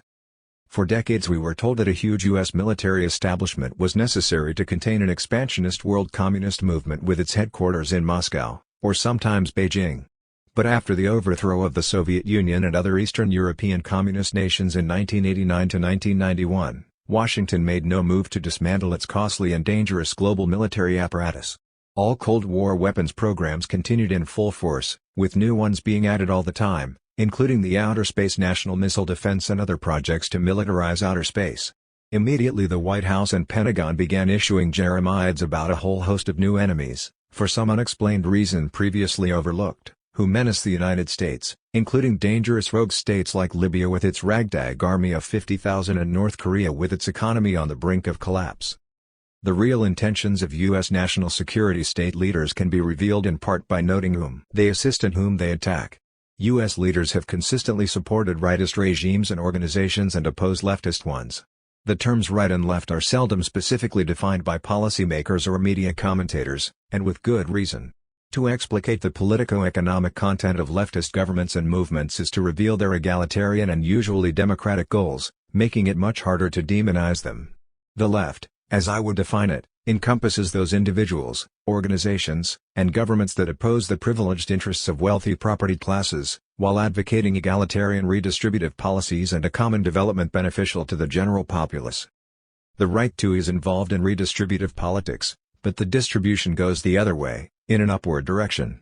Rightist governments and groups, including fascist ones, are dedicated to using the land, labor, markets, and natural resources of countries as so much fodder for the enrichment of the owning and investing classes. In almost every country including our own, rightist groups, parties, or governments pursue tax and spending programs, wage and investment practices, methods of police and military control, and deregulation and privatization policies that primarily benefit those who receive the bulk of their income from investments and property, at the expense of those who live off wages, salaries, fees, and pensions. That is what defines and distinguishes the right from the left. In just about every instance, rightist forces are deemed by U.S. opinion makers to be friendly to the West, a coded term for pro-capitalist. Conversely, leftist ones are labeled as anti-democratic, anti-American and anti-West, when actually what they are against is global capitalism. While claiming to be motivated by a dedication to human rights and democracy, U.S. leaders have supported some of the most notorious right-wing autocracies in history, governments that have tortured, killed or otherwise maltreated large numbers of their citizens because of their dissenting political views, as in Turkey, Zaire, Chad, Pakistan, Morocco, Indonesia, Honduras, Peru, Colombia, Argentina, El Salvador, Guatemala, Haiti, the Philippines, Cuba, under Batista, Nicaragua, under Somoza, Iran, under the Shah, and Portugal, under Salazar. Washington also assists counter-revolutionary groups that have perpetrated some of the most brutal bloodletting against civilian populations in leftist countries, UNITA in Angola, Renamo in Mozambique, the Contras in Nicaragua, the Khmer Rouge, during the 1980s, in Cambodia, the Mujahideen and then the Taliban in Afghanistan, and the right-wing drug-dealing KLA terrorists in Kosovo. All this is a matter of public record, although seldom if ever treated in the U.S. media. Washington's support has extended to the extreme rightist reaches of the political spectrum. Thus, after World War II, U.S. leaders and their Western capitalist allies did nothing to eradicate fascism from Europe, except for prosecuting some top Nazi leaders at Nuremberg. In short time, former Nazis and their collaborators were back in the saddle in Germany. Hundreds of Nazi war criminals found a haven in the United States and Latin America, either living in comfortable anonymity or employed by U.S. intelligence agencies during the Cold War. 77. In France, very few Vichy collaborators were purged. No one of any rank was seriously punished for his or her role in the roundup and deportation of Jews to Nazi camps. 78 U.S. military authorities also restored fascist collaborators to power in various Far East nations. In South Korea, police trained by the fascist Japanese occupation force were used after the war to suppress left democratic forces. The South Korean army was commanded by officers who had served in the Imperial Japanese Army, some of whom had been guilty of horrid war crimes in the Philippines and China. 79. In Italy, within a year after the war, almost all Italian fascists were released from prison while hundreds of communists and other leftist partisans who had been valiantly fighting the Nazi occupation were jailed. Allied authorities initiated most of these measures. 80. In the 3 decades after the war, U.S. government agencies gave an estimated $75 million to right-wing organizations in Italy. From 1969 to 1974, high-ranking elements in Italian military and civilian intelligence agencies, along with various secret and highly placed neo-fascist groups, embarked upon a campaign of terror and sabotage known as the Strategy of Tension, involving a series of kidnappings, assassinations, and bombing massacres directed against the growing popularity of the Democratic parliamentary left. In 1995, a deeply implicated CIA refused to cooperate with an Italian parliamentary commission investigating this terrorist campaign. 81. In the 1980s, scores of people were murdered in Germany, Belgium, and elsewhere in Western Europe by right-wing terrorists in the service of state security agencies. As with the earlier strategy of tension in Italy, the attacks attempted to create enough popular fear and uncertainty to undermine the existing social democracies. The U.S. corporate-owned media largely ignored these events. Attacking the left. We can grasp the real intentions of U.S. leaders by looking at who they target for attack, specifically just about all leftist governments, movements, and popular insurgencies. The methods used include a. Financing, infiltrating, and co-opting their military and their internal security units and intelligence agencies, providing them with police-state technology including instruments of torture. b. Imposing crippling economic sanctions and IMF austerity programs. c. Bribing political leaders, military leaders, and other key players. d. Inciting retrograde ethnic separatists and supremacists within the country. e. Subverting their democratic and popular organizations. f. Rigging their elections, and g. Financing collaborationist political parties, labor unions, academic researchers, journalists, religious groups, non-governmental organizations, and various media. U.S. leaders profess a dedication to democracy. Yet over the past 5 decades, democratically elected reformist governments, guilty of introducing egalitarian redistributive economic programs in Guatemala, Guyana, the Dominican Republic, Brazil, Chile, Uruguay, Syria, Indonesia, under Sukarno, Greece, Cyprus, Argentina, Bolivia, Haiti, the Congo, and numerous other nations, were overthrown by their respective military forces funded and advised by the U.S. national security state. The intent behind Washington's policy is seen in what the U.S.-sponsored military rulers do when they come to power. They roll back any reforms and open their countries all the wider to foreign corporate investors on terms completely favorable to the investors. The U.S. national security state has participated in covert actions or proxy mercenary wars against reformist or revolutionary governments in Cuba, Angola, Mozambique, Ethiopia, Portugal, Nicaragua, Cambodia, East Timor, Western Sahara, Egypt, Cambodia, Lebanon, Peru, Iran, Syria, Jamaica, South Yemen, the Fiji Islands, Afghanistan, and elsewhere. In many cases the attacks were terroristic in kind, directed at soft targets such as schools, farm cooperatives, health clinics, and whole villages. These wars of attrition extracted a grisly toll on human life and frequently forced the reformist or revolutionary government to discard its programs and submit to IMF dictates, after which the U.S.-propelled terrorist attacks ceased.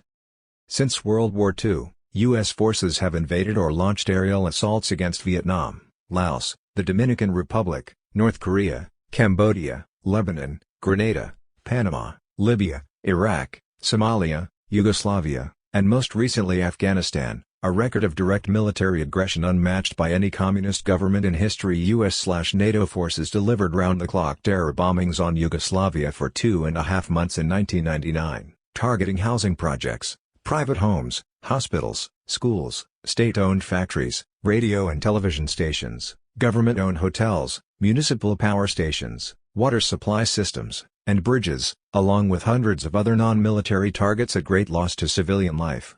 In some instances, neo-imperialism has been replaced with an old-fashioned direct colonialist occupation, as in Bosnia, Kosovo, and Macedonia where U.S. troops are stationed, and more recently in Afghanistan.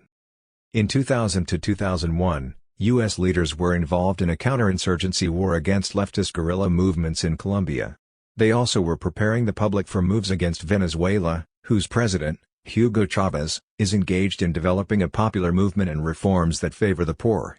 Stories appearing in the U.S. press tell us that Chavez is emotionally unstable, autocratic, and bringing his country to ruin, the same kind of media hit pieces that demonize the Sandinistas in Nicaragua, the New Jewel movement in Grenada, Allende in Chile, Noriega in Panama, Gaddafi in Libya, Milosevic in Yugoslavia, and Aristide in Haiti, to name some of the countries that were subsequently attacked by U.S. forces or surrogate mercenary units. Governments that strive for any kind of economic independence, or apply some significant portion of their budgets to not-for-profit public services, are the ones most likely to feel the wrath of U.S. intervention. The designated enemy can be, a populist military government as in Panama under Omar Torrijos, and even under Manuel Noriega, Egypt under Gamal Abdel Nasser, Peru under Juan Velasco, Portugal under the leftist military officers in the MFA, and Venezuela under Hugo Chavez. B. A Christian socialist government as in Nicaragua under the Sandinistas. C. A social democracy as in Chile under Salvador Allende, Jamaica under Michael Manley, Greece under Andreas Papandreou, Cyprus under Mihail Makarios, and the Dominican Republic under Juan Bosch. D. An anti-colonialist reform government as in the Congo under Patrice Lumumba. E. A Marxist-Leninist government as in Cuba, Vietnam, and North Korea. F. An Islamic revolutionary order as in Libya under Omar Gaddafi, or even G. A conservative militarist regime as in Iraq under Saddam Hussein if it should attempt an independent course on oil quotas and national development. The goal of U.S. global policy is the third worldization of the entire world including Europe and North America, a world in which capital rules supreme with no labor unions to speak of, no prosperous, literate, well-organized working class with rising expectations, no pension funds or medical plans or environmental, consumer, and occupational protections, or any of the other insufferable things that cut into profits. While described as anti-West and anti-American, just about all leftist governments, from Cuba to Vietnam to the late Soviet Union, have made friendly overtures and shown a willingness to establish normal diplomatic and economic relations with the United States. It was not their hostility toward the United States that caused conflict but Washington's intolerance of the alternative class systems they represented. In the post-World War II era, U.S. policymakers sent assistance to Third World nations, and put forth a Marshall Plan, grudgingly accepting reforms that produced marginal benefits for the working classes of Western Europe and elsewhere. They did this because of the Cold War competition with the Soviet Union and the strong showing of communist parties in Western European countries. 82 But today there is no competing lure, hence, Third World peoples, and working populations everywhere, are given little consideration in the ongoing campaigns to roll back the politico-economic democratic gains won by working people in various countries. After the counter-revolution, one can judge the intentions of policymakers by the policies they pursue in countries that have been successfully drawn back into the Western orbit. Consider Grenada. In 1983, U.S. forces invaded the tiny and relatively defenseless sovereign nation of Grenada, population 110,000, in blatant violation of international law. The Reagan administration justified the assault by claiming it was a rescue operation on behalf of American students whose safety was being threatened at the St. George Medical School. The White House also asserted that the New Deal revolutionary government had allowed the island to become a Soviet-Cuban training camp, harboring a large contingent of Cuban troops and deadly armaments to export terror and undermine democracy. It was further charged that the New Deal government was planning to build a Soviet submarine base and Soviet military air base that would use Grenada to control crucial choke points along oil tanker lanes that came to the United States, thereby bringing us to our knees. 83 When these charges proved to be without foundation, 84 Some critics concluded that White House policy toward Grenada therefore had been unduly alarmist and misguided. But the fact that officials offer alarmist and misleading rationales is no reason to conclude ipso facto that they are themselves misled. It may be that they have other motives which they prefer not to enunciate. Under the Grenadian revolutionary government, free milk and other foodstuffs were being distributed to the needy, as were materials for home improvement. Grade school and secondary education were free for everyone for the first time. Free health clinics were opened in the countryside, thanks mostly to assistance rendered by Cuban doctors. Measures were taken in support of equal pay and legal status for women. Unused land was leased to establish farm cooperatives and turned agriculture away from cash crop exports and more toward self-sufficient food production. 85. The U.S. invasion and occupation put an end to almost all these programs. Under U.S. hegemony, unemployment in Grenada reached new heights and poverty new depths. Domestic cooperatives were suppressed or starved out. Farm families were displaced to make way for golf courses, and the corporate-controlled tourist industry boomed. Grenada was once more firmly bound to the privatized free market world, once again safely third-worldized. The same process occurred after the U.S. invaded Panama in December 1989, supposedly to bring Manuel Noriega, described as a drug-dealing dictator, to justice. With Noriega and his leftist military deposed and the U.S. military firmly in control, conditions in Panama deteriorated sharply. Unemployment, already high because of the U.S. embargo, climbed to 35% as drastic layoffs were imposed on the public sector.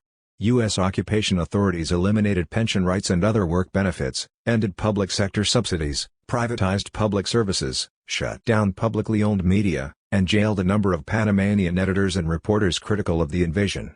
The U.S. military arrested labor union leaders and removed some 150 local labor leaders from their elected positions within their unions. Crime, poverty, drug trafficking, and homelessness increased dramatically. 86 Free market third-worldization was firmly reinstated in Panama under the banner of democracy.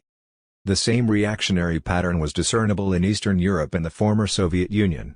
For decades we were told by U.S. leaders, media commentators, and academic policy experts that the Cold War was a struggle against an expansionist world communism, with nothing said about the expansionist interests of world capitalism. But immediately after communism was overthrown in the USSR in 1991, U.S. leaders began intimating that there was something more on their agenda than just free elections for the former captive nations, namely free markets. Getting rid of communism, it became clear, meant getting rid of public ownership of the means of production. Of what use was political democracy, they seemed to be saying, if it allowed the retention of an economy that was socialistic or even social democratic? So the kind of polity seemed to weigh less than the kind of economy the goal was, and continues to be, totally privatized economies that favor rich investor interests at the expense of the people in these countries. When words speak louder than actions. It should not go unnoticed that U.S. leaders occasionally do verbalize their dedication to making the world safe for the transnational corporate system. At such times words seem to speak louder than actions, for the words are an admission of the real intention behind the action. For example, as President Woodrow Wilson contemplated sending U.S. troops as part of the expeditionary force of Western nations to overthrow the newly installed revolutionary socialist government in Russia in 1917, his Secretary of State, Robert Lansing, recorded in a confidential memorandum the administration's class concerns. Lansing ignored all the blather that U.S. leaders were publicly mouthing about Lenin and the Bolsheviks being German agents. Instead he perceived them to be revolutionary socialists who sought to make the ignorant and incapable mass of humanity dominate the earth. The Bolsheviks wanted to overthrow all existing governments and establish on the ruins a despotism of the proletariat in every country. Their appeal was to a class which does not have property but hopes to obtain a share by process of government rather than by individual enterprise. This is of course a direct threat at existing social order, i.e., capitalism, in all countries. The danger was that it may well appeal to the average man, who will not perceive the fundamental errors. 87. Almost 4 decades later, in 1953, President Dwight Eisenhower uttered a forbidden truth in his State of the Union message: "A serious and explicit purpose of our foreign policy is the encouragement of a hospitable climate for private investment in foreign nations." 88. In 1982, the elder George Bush, then Vice President in the Reagan administration, announced, "We want to maintain a favorable climate for foreign investment in the Caribbean region, not merely to protect the existing U.S. investment there, but to encourage new investment opportunities in stable, democratic, free market-oriented countries close to our shores. Not only close to our shores but everywhere else," as General Gray, Commandant of the U.S. Marines, observed in 1990, saying that the United States must have unimpeded access to established and developing economic markets throughout the world. 89. President Clinton announced before the United Nations on September 27, 1993, "Our overriding purpose is to expand and strengthen the world's community of market-based democracies." 90. And over the past decade U.S. policymakers have repeatedly and explicitly demanded free market reforms in one country after another in the former communist nations of Eastern Europe. Far from being wedded to each other, as U.S. leaders and opinion makers would have us believe, capitalism and democracy are often on a fatal collision course. U.S. leaders find electoral democracy useful when it helps to destabilize one-party socialism and serves as a legitimating cloak for capitalist restoration. But when it becomes a barrier to an untrammeled capitalism, democracy runs into trouble. This was demonstrated when the U.S. national security state overthrew popular democratic governments in Guatemala in 1953, Chile in 1973, Greece in 1967, Indonesia in 1965, and a score of other countries. The most recent example is Yugoslavia. Multi-ethnic Yugoslavia was once a regional industrial power and economic success, with a high annual growth rate, free medical care, a literacy rate over 90%, and a relatively equitable and prosperous economic life for its various peoples. While Yugoslavia was not, after the 1970s, a strictly socialist country, U.S. policymakers knew that the economy was still 75% publicly owned and still had a large and egalitarian public service sector that was out of line with the push toward free market third-worldization. As early as 1984, the Reagan administration issued U.S. National Security Decision Directive 133, United States Policy Towards Yugoslavia, labeled Secret Sensitive. It followed closely the objectives laid out in an earlier directive aimed at Eastern Europe, one that called for a quiet revolution to overthrow communist governments while reintegrating the countries of Eastern Europe into the orbit of the world market, that is, global capitalism.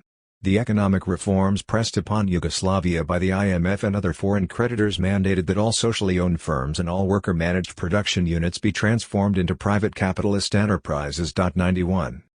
In February 1999, U.S. officials at Rambouillet made their determined dedication to economic privatization perfectly clear.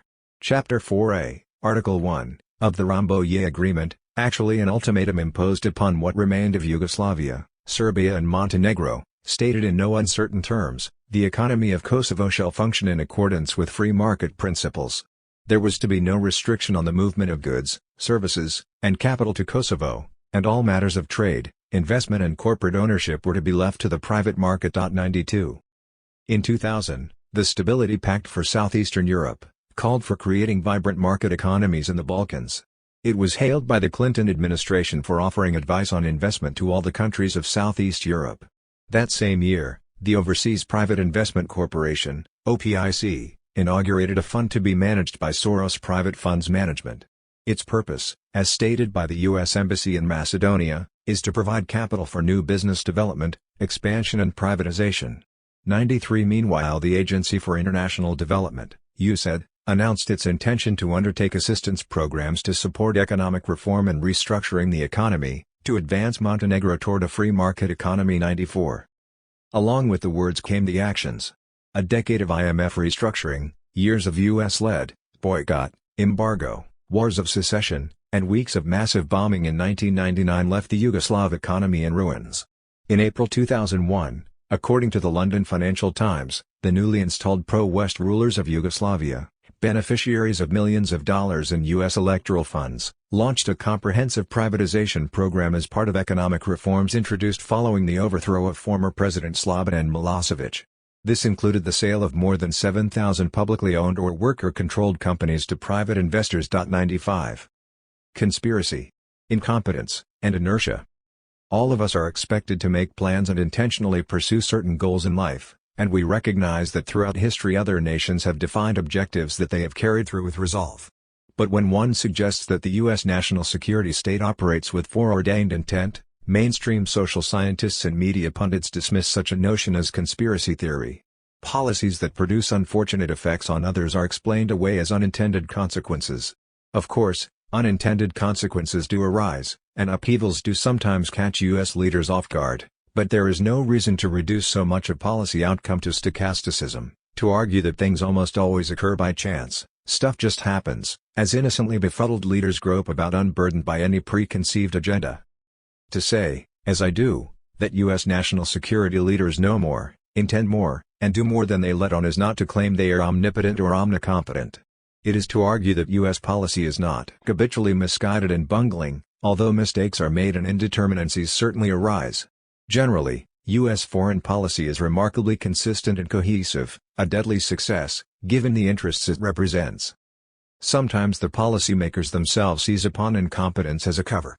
In 1986 it was discovered that the Reagan administration was running a covert operation to bypass Congress, and the law, using funds from secret arms sales to Iran to finance counter-revolutionary mercenaries, the Contras, in Nicaragua and probably GOP electoral campaigns at home. President Reagan admitted full knowledge of the arms sales, but claimed he had no idea what happened to the money.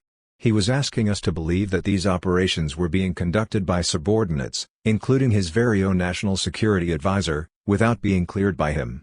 Reagan publicly criticized himself for his slipshod managerial style and lack of administrative control over his staff. His admission of incompetence was eagerly embraced by various commentators who prefer to see their leaders as suffering from innocent ignorance rather than to see deliberate deception.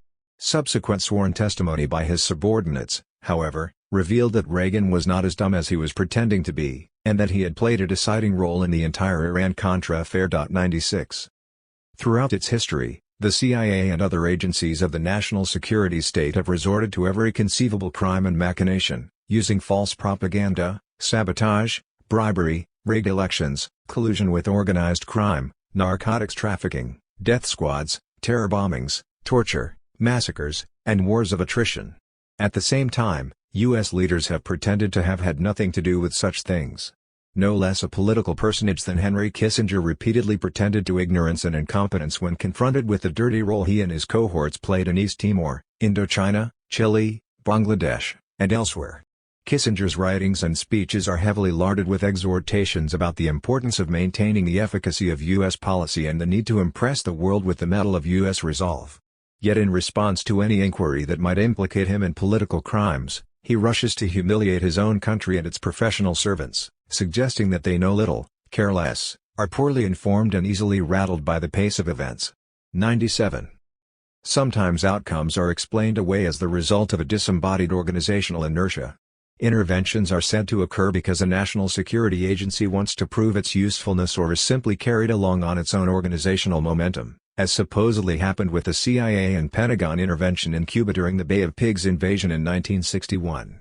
To be sure, organizational modes of operation do come into play, but to see them as the predominant force behind policies is like claiming that the horses are the cause of the horse race. The other variables argument.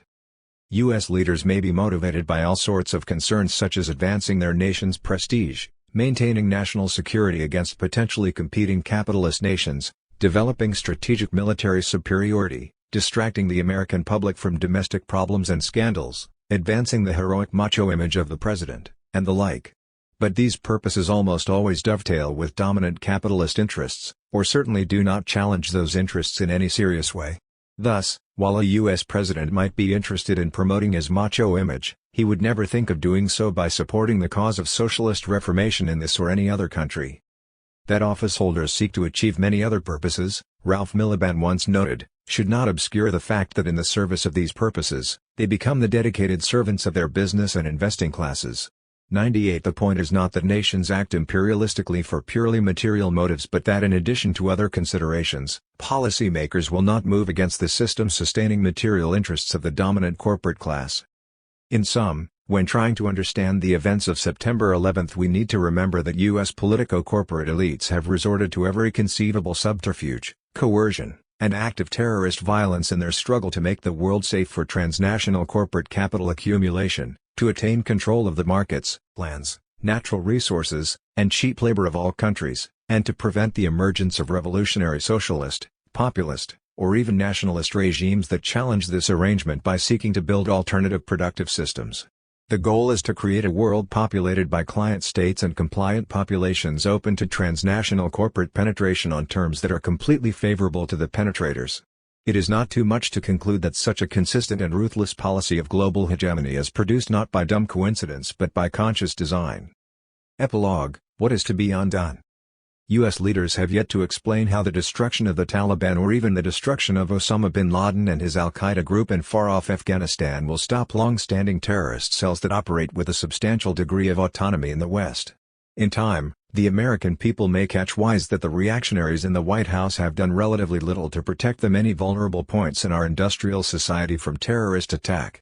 It would take just one suicide pilot in a single-engine plane loaded with dynamite to hit a nuclear plant, causing an explosion that could kill or sicken millions.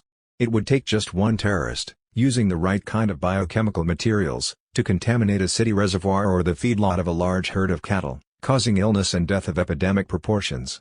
Of 16,000 containers a day that arrive in our ports, only 500 are inspected. Even a former member of the Reagan defense establishment complains about the lack of security, noting that in 2002 the Pentagon will spend more on national missile defense, son of Star Wars, than on the Coast Guard. 99. And what of the long-term conditions that foster terrorism? Here too, U.S. leaders seem more interested in taking advantage of terrorist attacks than in preventing the conditions that breed them. They have neither the interest nor the will to make the kind of major changes in policy needed to dilute the hatred that so many people around the world feel toward U.S. power. For one thing, they have no interest in breaking the cycle of violence by refraining from massive aerial assaults that wreak death and destruction upon innocent civilian populations. To say that violence never solves anything is of course incorrect. As some of us have been pointing out for years, violence is a serviceable instrument of ruling class control. That is why it is used so frequently and furiously. Violence is an effective resource of political power, one of the coercive instrumentalities used to convince others to submit to policies that are harmful to themselves but beneficial to the interests of global investors. U.S. leaders often use violence or other forms of repressive coercion to destroy dissenting individuals, organizations, governments, and the living standards of whole societies, as done recently to Iraq and Yugoslavia. Of course, the quick and vicious success that violence brings can create problems of its own, one of these being terrorism, which is most likely to emerge when a suppressed democratic opposition mutates into a virulent religious strain. Superpower applications of violence have successfully eradicated popular movements that attempt to benefit the general populace. U.S. global policy is devoted to benefiting the few, not the many. This global policy must be opposed not because it is a failure but because it has been so terribly successful in the service of the rich and powerful, at great cost to the American people and still greater cost to the peoples of many other lands. Capitalism operates with utmost success in countries like Indonesia, El Salvador, and the Congo, where the rate of accumulation is highest and poverty is deepest. The more desperately poor are the people, the harder will they work for less. So the Third World is capitalism at its best, at its freest, the place where it is least troubled by labor unions, high wages, work benefits, occupational safety regulations, consumer protections, environmental controls, costly social benefits, public sector services, business taxes, and other progressive taxes. For half a century commentators have been talking about bringing the prosperity of the Western world to the Third World. What is overlooked is that the real goal has been the other way around, to bring the Third World to the Western world, rolling back the century of democratic gains won by working people in North America and Europe. As U.S. politico-economic elites become increasingly successful at expanding their global power and privileges, life on this planet becomes increasingly difficult. The human rights and life chances of millions of people throughout the world are increasingly under siege. The systemic terrorism of transnational exploitation takes a horrifying toll. Some 35,000 children die every day from hunger or poverty-related diseases. The number of people living in utter destitution without hope of relief is growing at a faster rate than the world's population. So poverty spreads as wealth accumulates. Meanwhile, the planet's very ecology is put at risk. The quality of the air we breathe and water we drink is deteriorating, forests are being turned into wastelands, our farmlands are being depleted of topsoil by agribusiness, chemical toxins contaminate the entire food chain, species are being driven into extinction, and ozone depletion and global warming threaten to become irreversible in their cumulative effects. Yet those who control the productive powers of society insist that all is well, and continue to treat the Earth's dwindling resources as an inexhaustible disposable commodity to be used at will for the maximization of private profits. What is needed is a 180-degree shift away from unilateral global domination and toward equitable betterment and sustainable development among the peoples of the world. This means U.S. leaders would have to stop acting like self-willed unaccountable rulers of the planet. They must stop supporting despots, and stop opposing those democratic movements and governments that challenge the socio-economic status quo. The struggle is between those who believe that the land, labor, capital, technology, markets, and natural resources of society should be used as expendable resources for transnational profit accumulation, and those who believe that such things should be used for the mutual benefit of the populace. What we need is to move away from liberal complaints about how bad things are and toward a radical analysis that explains why they are so, away from treating every situation as a perfectly new and befuddling happening unrelated to broader politico-economic interests and class power structures. What we need is a global anti-imperialist movement that can challenge the dominant paradigm with an alternative one, that circumvents the monopoly ideological control of officialdom and corporate America. We not only need such a movement, we already have one as manifested by the mass protests in Seattle, Quebec City, Washington, Philadelphia, Los Angeles, Prague, Sydney, Genoa, Perugia, and other places too numerous to mention. Against all odds, all monopoly propaganda, all deception and intimidation, against the most hopeless situations, we continue to struggle as we have in the past, sometimes even winning victories and making gains. More people around the world are coming to see that their leaders are running the crudest scam in history, and that the conditions we face are not the outgrowth of happenstance but the result of concerted and intentional rapacity, the creation of poverty by wealth, the creation of powerlessness by the powerful, a cycle we must yet someday reverse if we want our prosperity and liberties extended more equitably and securely, and if we want life on our planet to survive in a healthful form. Those who believe in democracy must not be taken in by the reactionism that cloaks itself in patriotic hype. They must continue in their determination to educate, organize, and act. In any case, fighting against the current is always preferable to being swept away by